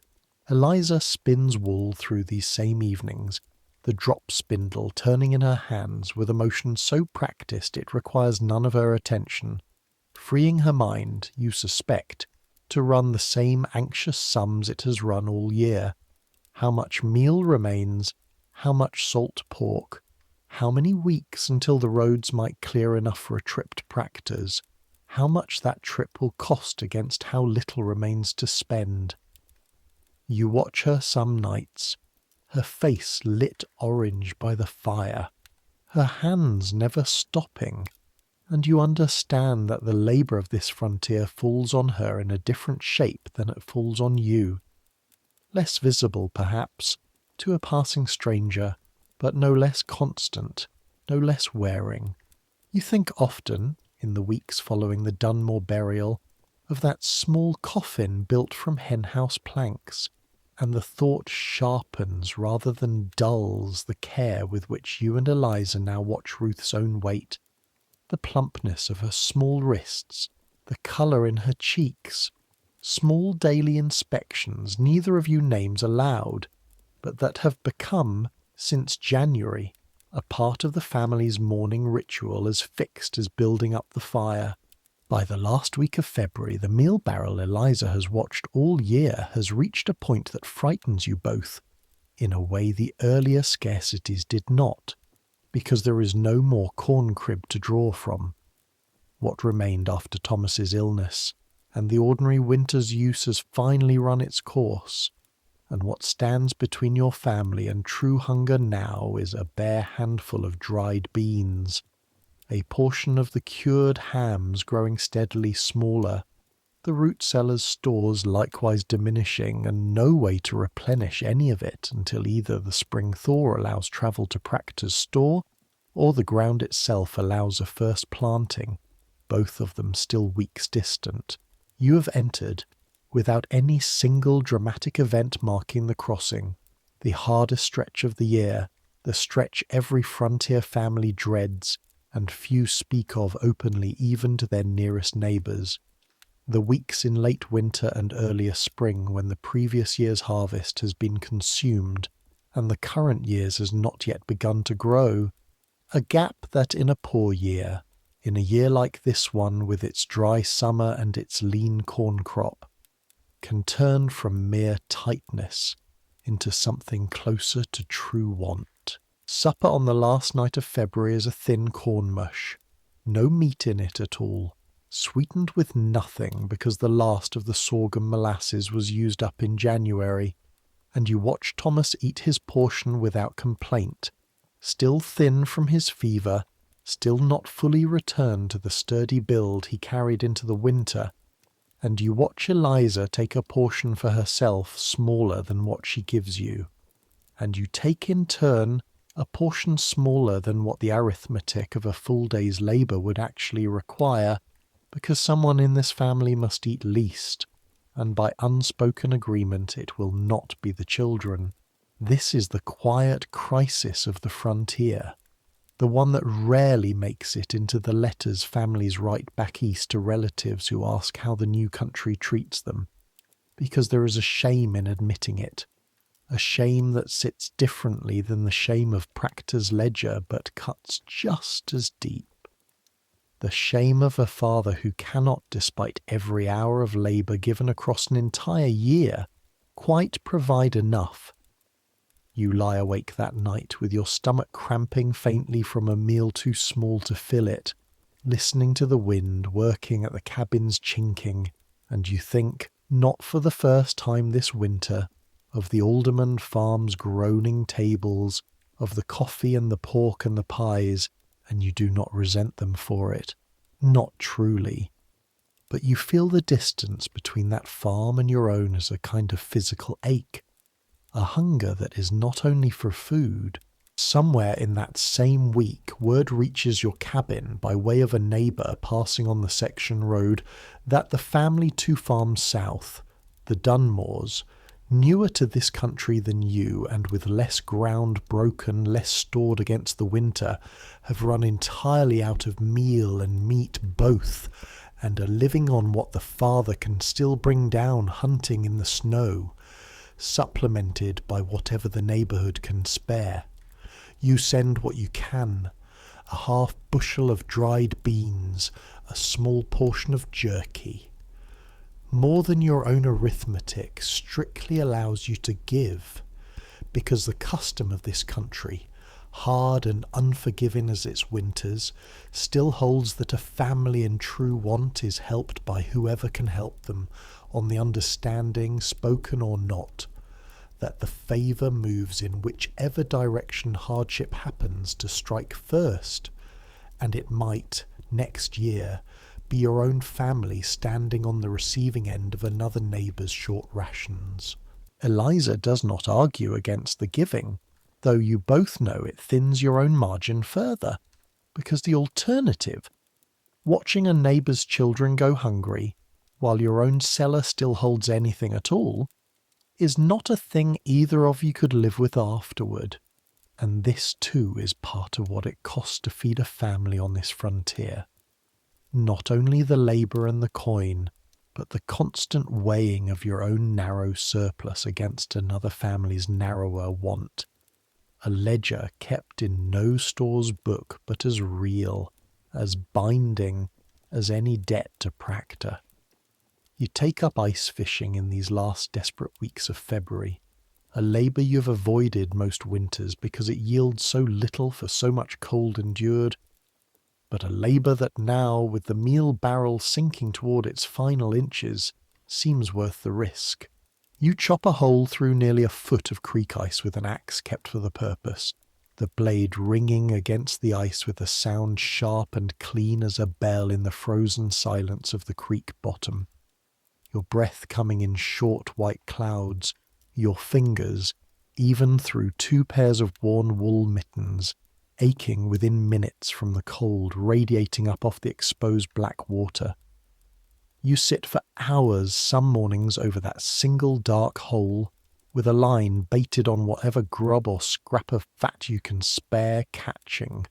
On a good day, 3 or 4 small perch and a single catfish no longer than your forearm,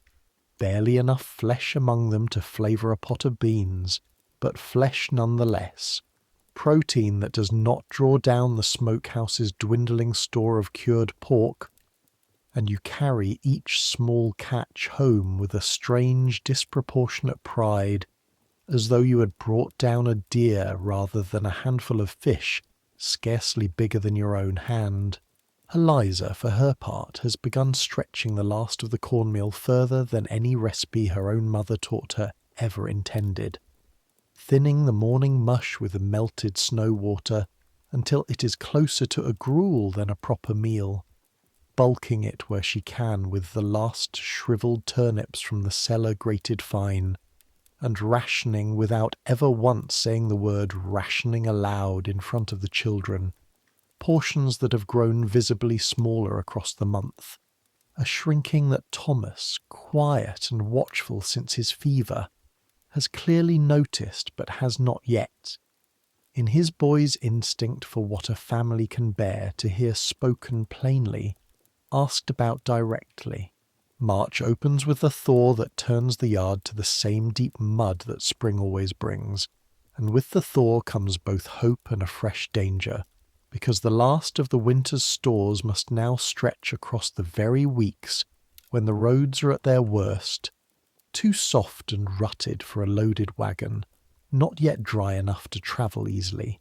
And it is into this narrow, dangerous window that the true crisis of the year finally arrives. On the 3rd of March, Eliza discovers, going to draw the last of the cornmeal for the morning's mush, that mice have gotten into the barrel over the winter, despite every precaution, have fouled and wasted nearly a full peck of what little remained, corn that cannot now be safely eaten. And standing there in the grey morning light with the ruined meal in her hands, she does something you have not seen her do all year. Not through the drought, not through Thomas's fever, not through any of the year's long procession of hardships. She sits down on the cabin's one stool and weeps, silently, her shoulders shaking, for perhaps a full minute before she wipes her face with the back of one raw chapped hand and stands again, because there is no time in this life for weeping to run its natural course. There is only the next task, waiting, indifferent to grief. What remains, once the fouled portion is discarded, is perhaps 10 pounds of cornmeal, 4 pounds of salt pork, a double handful of dried beans, and the last 2 turnips from the cellar, against 5 people and no certain resupply until either the roads dry enough for a trip to Proctor's,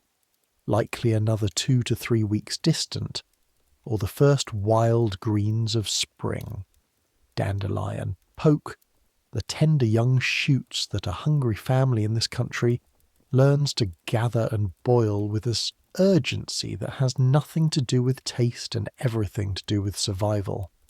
become available, likely a similar span of time away. You do the arithmetic that night by firelight, the same cold arithmetic that has governed this entire year, and it does not come out even. 10 pounds of meal, rationed as thin as it can be rationed while still keeping 5 people functioning, might stretch 12 days. 3 weeks stands between you and the store, and longer still if the weather turns foul again before the wild greens are truly ready. There is one path left, and you both know it. Before either of you says it aloud, you will go to Proctor's yourself, alone, on horseback rather than by the slow wagon, cutting the 11-mile distance down to what a single rider might cover in a hard half-day if the trails hold and the weather cooperates, to buy what meal and meat you can against whatever credit Proctor will still extend on a debt not yet cleared from autumn, and to bring it back before what remains in the cabin runs out entirely. Eliza's face, When you tell her this plan goes tight in a way you recognize the particular stillness of a woman calculating a risk she cannot fully control and does not want to name aloud in front of the children. Weather's not settled, she says. Could turn on you halfway. It could, you agree. There is nothing to add to that. No reassurance that would not be a lie, and you both know it.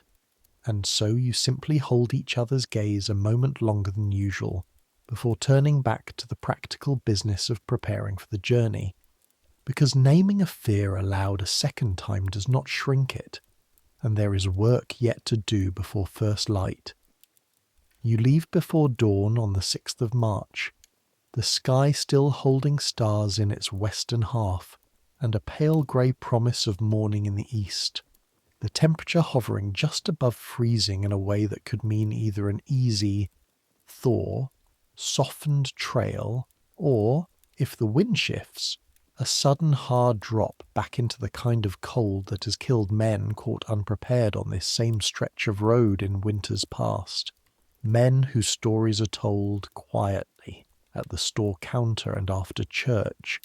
Cautionary tales that every family in this township knows by heart, even if they never speak the names aloud in front of children. The horse beneath you is Duke, still favouring the old injury in his off forehoof, but sound enough for this ride if you keep him to a walk and a careful trot rather than anything harder. And you carry with you what little cash the family has left. $2.30, along with a roll of the deer hide leather worked through the winter evenings into something that might fetch a small credit, and the empty flour sacks that will, if all goes well, come home full. The first 6 miles pass without incident, the trail muddy but passable, the timber quiet except for the occasional crash of snow falling from a branch overhead, as the morning's slight warmth works on it, and you allow yourself for those first 2 hours something close to the optimism that had settled over you back in December after the cabin was fully prepared for winter, a sense that hard work and careful planning might, after all, be enough to see a family through. The wind shifts just past the 8-mile mark, swinging out of the northwest with a suddenness that raises the hair on your arms beneath your coat sleeves before you have consciously registered the temperature change, and within 20 minutes what had been a grey, still morning becomes a driving snow, fine and hard,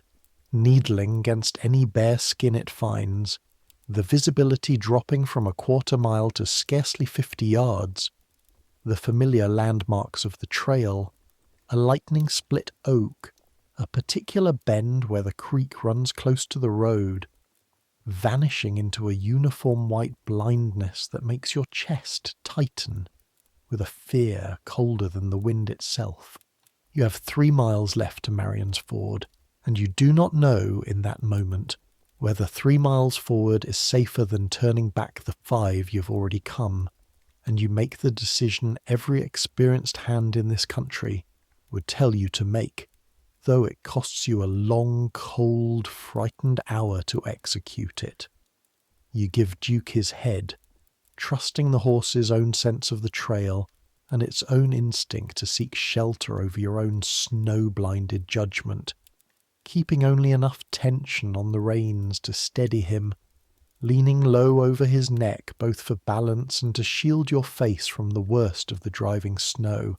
and you let the animal carry you forward at whatever pace he judges safe,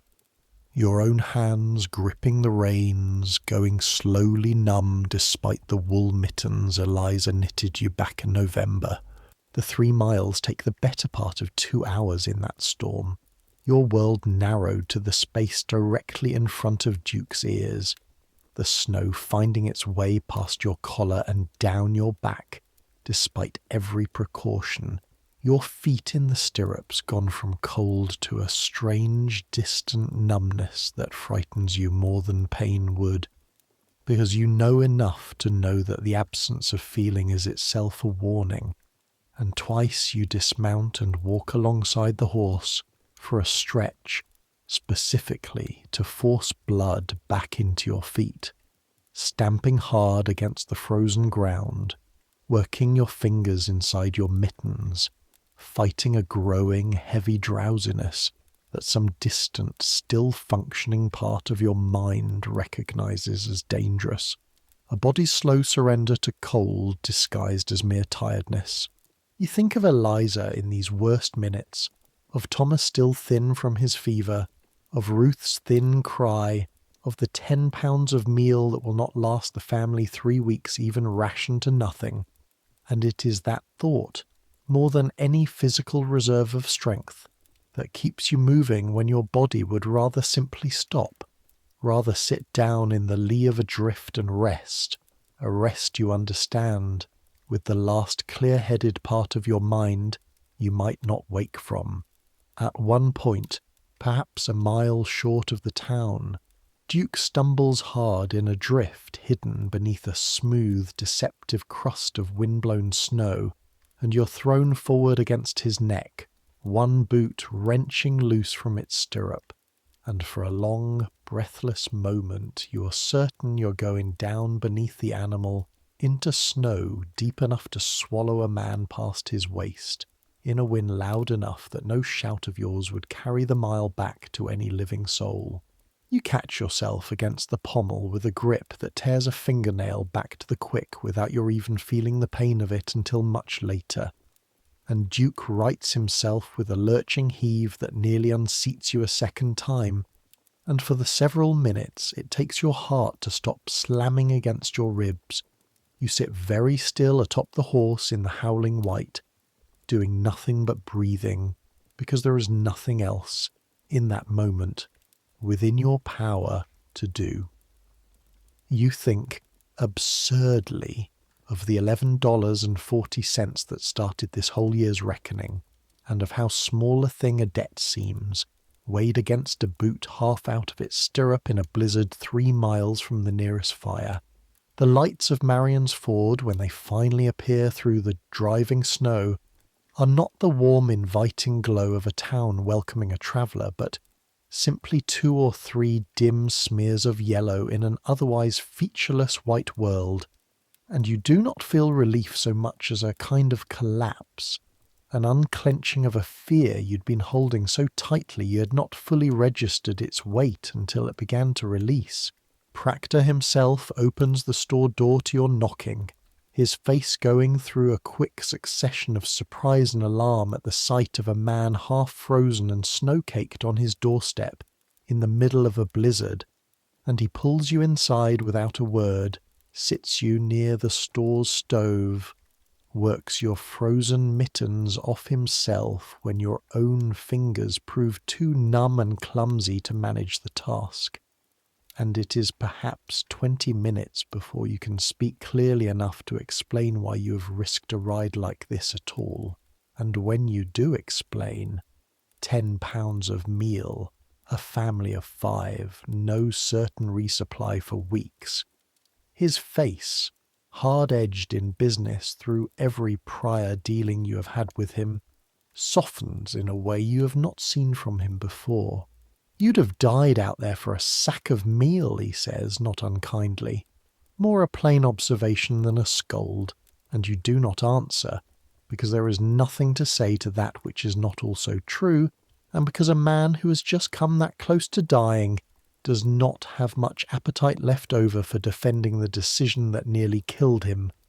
You stay the night in the store's back room, Proctor extending a kindness that costs him little, but means a great deal to you, and the storm blows itself out by morning, leaving a clear, hard cold behind it,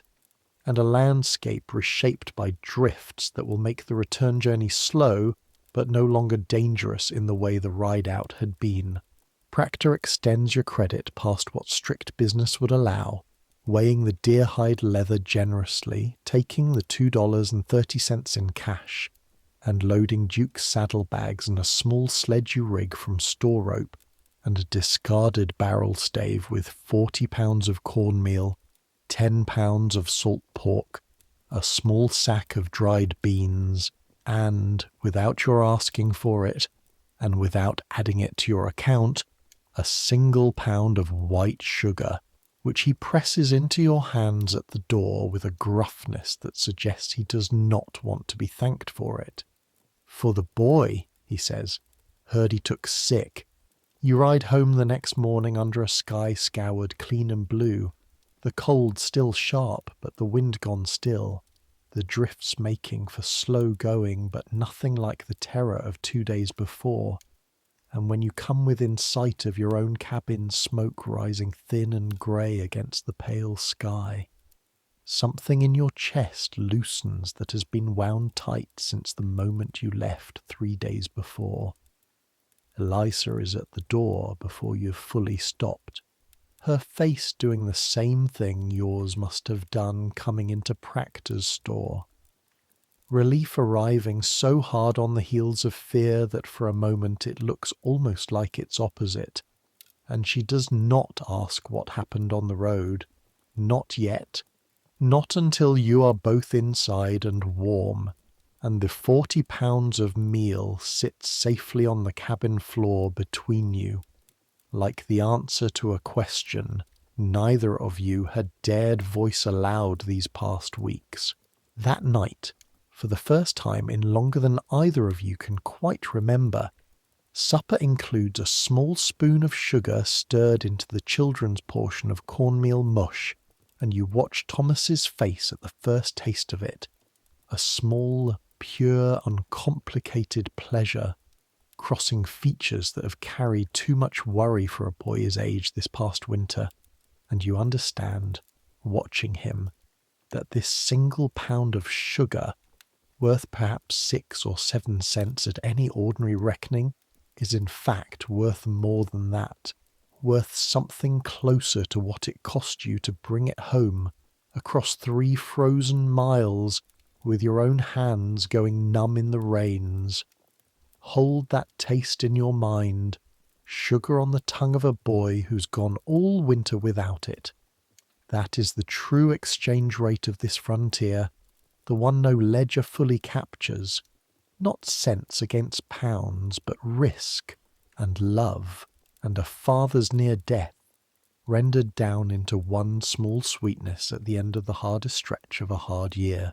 The last weeks of March and the 1st of April pass in the slow, grinding patience of waiting for true spring. The family's stores stretched now by the resupply from Marion's Ford, but still watched carefully, still rationed,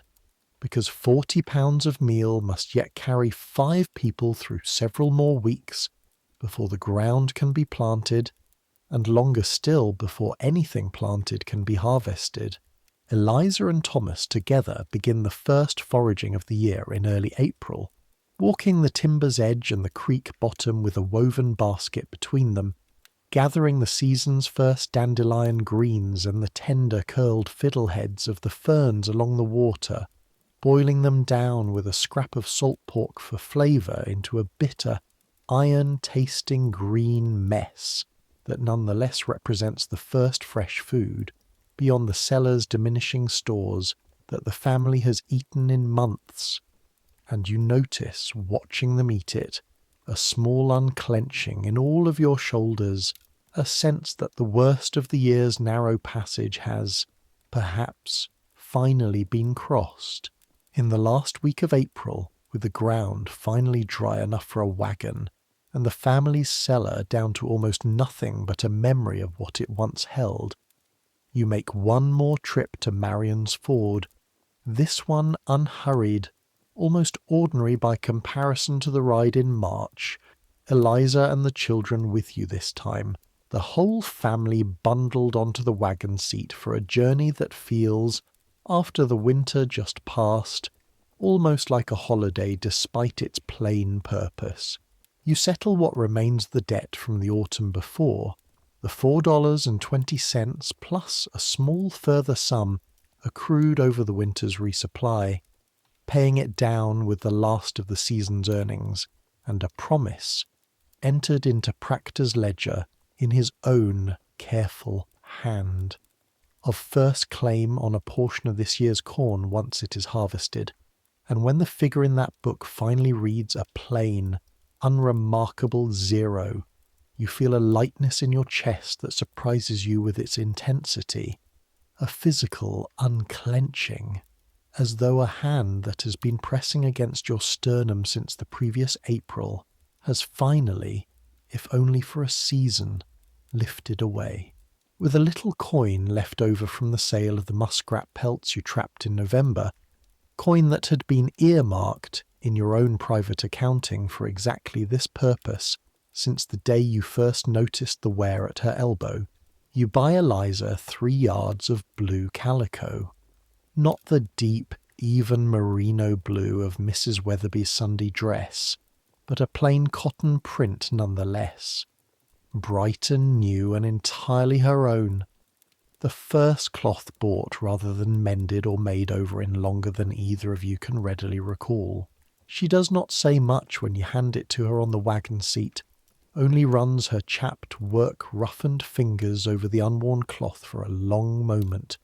feeling its newness the way she might feel the smoothness of a coin fresh from a mint. And the look that crosses her face is not extravagant joy so much as a kind of relief so quiet it could be mistaken by a stranger for nothing at all. But you have learned, across 6 years of marriage and one exceptionally hard year, to read the smaller registers of her face, and you know what you are seeing there for what it is. On a clear morning in mid-April, with the planting season not yet fully upon you but close enough that you have begun turning the same field you broke a year before, you climb, on an impulse you do not fully examine, the low rise of timbered hill that stands at the northeast corner of your property, a spot you have passed 100 times in the course of ordinary labour without ever once simply stopping to look, and from its crest, for the first time in longer than you can remember, you stop and you look. You think, climbing, of your own father, who made this same westward passage a generation before you, breaking his own ground in Ohio, when that country was still frontier enough to demand the same arithmetic you have spent this year performing, and you understand, near the top of the rise, with your breath coming short in your chest, that you are simply one link in a long chain of men and women who have looked out over unbroken ground and decided, against every sane calculation of risk, to break it anyway, to plant a family's whole fortune in soil that owes them nothing and promises them less, because the alternative, staying where the ground was already spoken for, already owned, already closed to a poor man's ambition, offered even less certainty than this. Below you the whole small shape of your farm lies spread out in the early spring light. The cabin with its thread of smoke, the barn, the fenced fields still dark with the last of the winter's dormancy, but showing, here and there, the first green haze of grass returning. The timber beyond marking the creek's course in a dark ribbon through the pale fields, and beyond that, other farms, other threads of smoke, other small fenced rectangles of cleared ground scattered across a valley that 6 years before, when you and Eliza first arrived in this country, with a wagon and 2 trunks and very little else, had been nothing but unbroken prairie and timber. No fences, no smoke, no crops, nothing but grass moving in the wind as far as a man could see. Standing there, with the wind moving cool and clean across the hilltop and the whole valley laid out below you like something a man might, if he were foolish enough, mistake for easy. You feel the weight of the year you've just survived settle into a different shape than it has held while you were living through each individual crisis of it. Not as a series of separate hardships, the drought and the debt and the fever and the storm, but as a single continuous labour,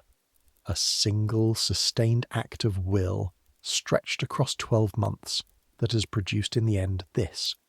a family alive, a boy recovered, a cellar that came close to empty but never quite reached it,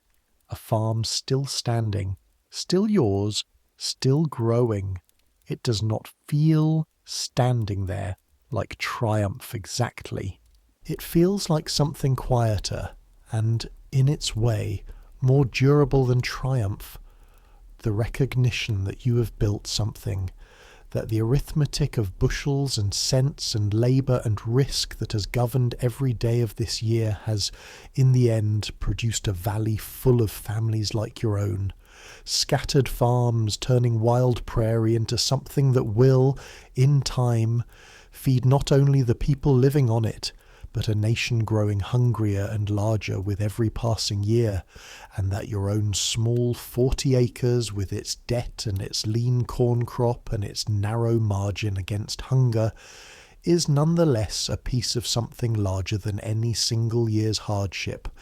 a slow, grinding generational labour that will outlast this year's fear the way the prairie itself, in the end, outlasted the plough that first broke it. You think, standing there, of every separate cost this single year exacted, laid out now in your mind the way Practor lays figures down in his ledger, except that this reckoning has no neat sum at the bottom of it, only a long unruly column of things that cannot properly be added together at all. 19 days of drought measured against a field of curling leaves, 6 rows of corn traded away in a debt of labour not yet fully repaid, a boy's ribs visible beneath a fever-soaked nightshirt,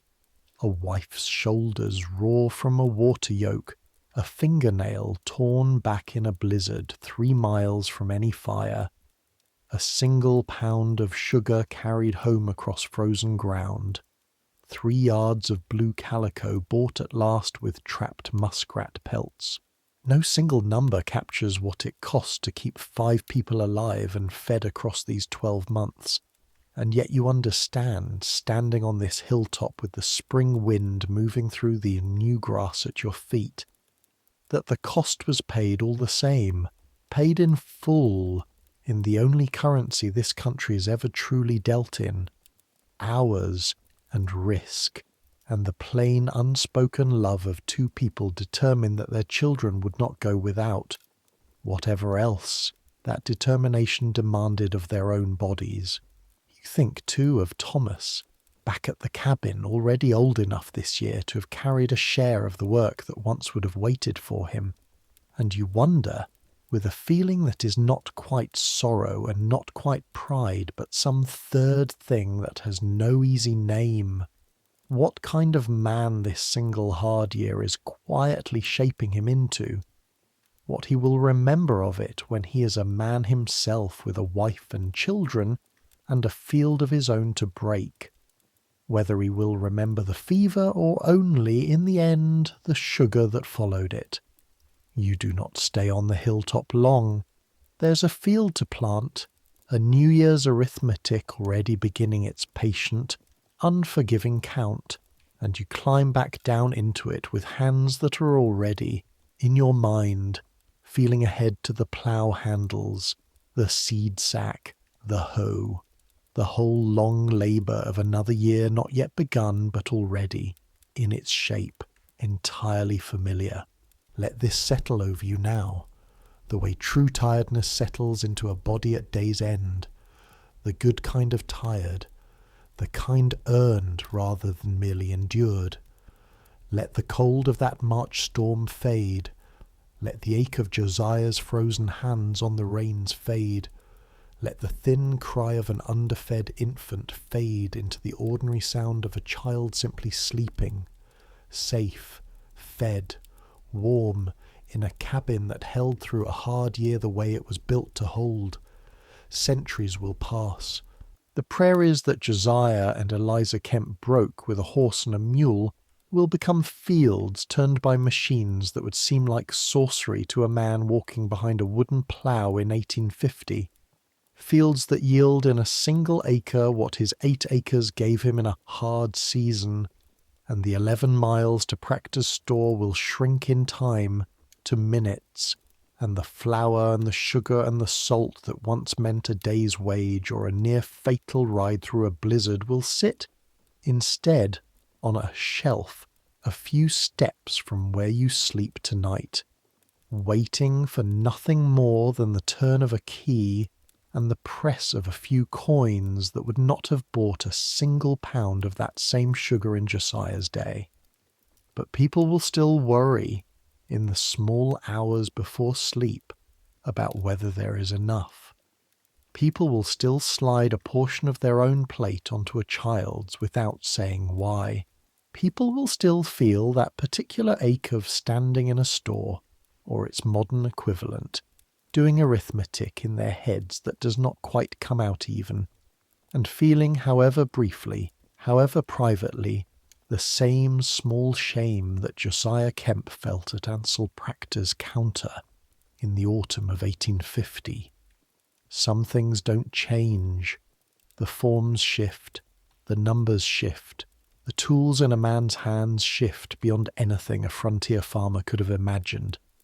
But the underneath of it, the plain animal fear of not having enough for the people who depend on you, and the plain animal love that makes a person endure a blizzard or a debt or a whole hard year rather than fail them, that does not change, not truly, not across 170 years, not across 1,000. Let it come.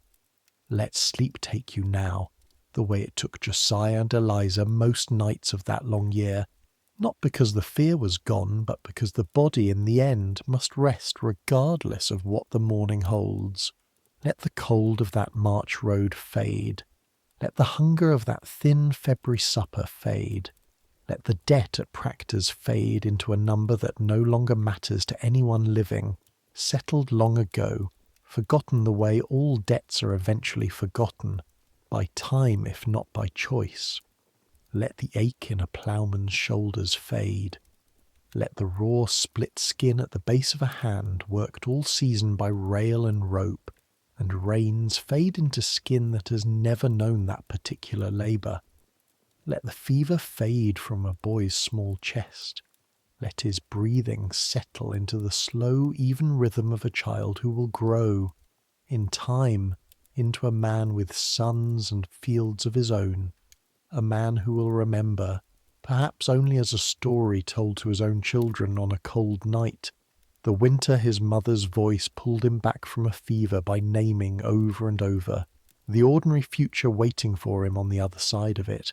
Let the blizzard fade from the reins of a man who rode 3 frozen miles for a sack of meal. Let his hands warm at last and stay warm. Let the fingernail torn back on a stirrup heal clean and whole. Let the whole hard year fold itself gently down into the single, small, sweet taste of sugar on a boy's tongue at winter's worst hour, because that is, in the end, what survival tastes like, plain and small and entirely enough. Let the valley below that hilltop grow quiet in your mind, the smoke from a dozen chimneys rising straight and slow into a still evening sky, the fields settling into shadow, the whole hard-won, hard-kept world of 1850 fading gently into sleep, into rest, into the deep and dreamless dark. Good night.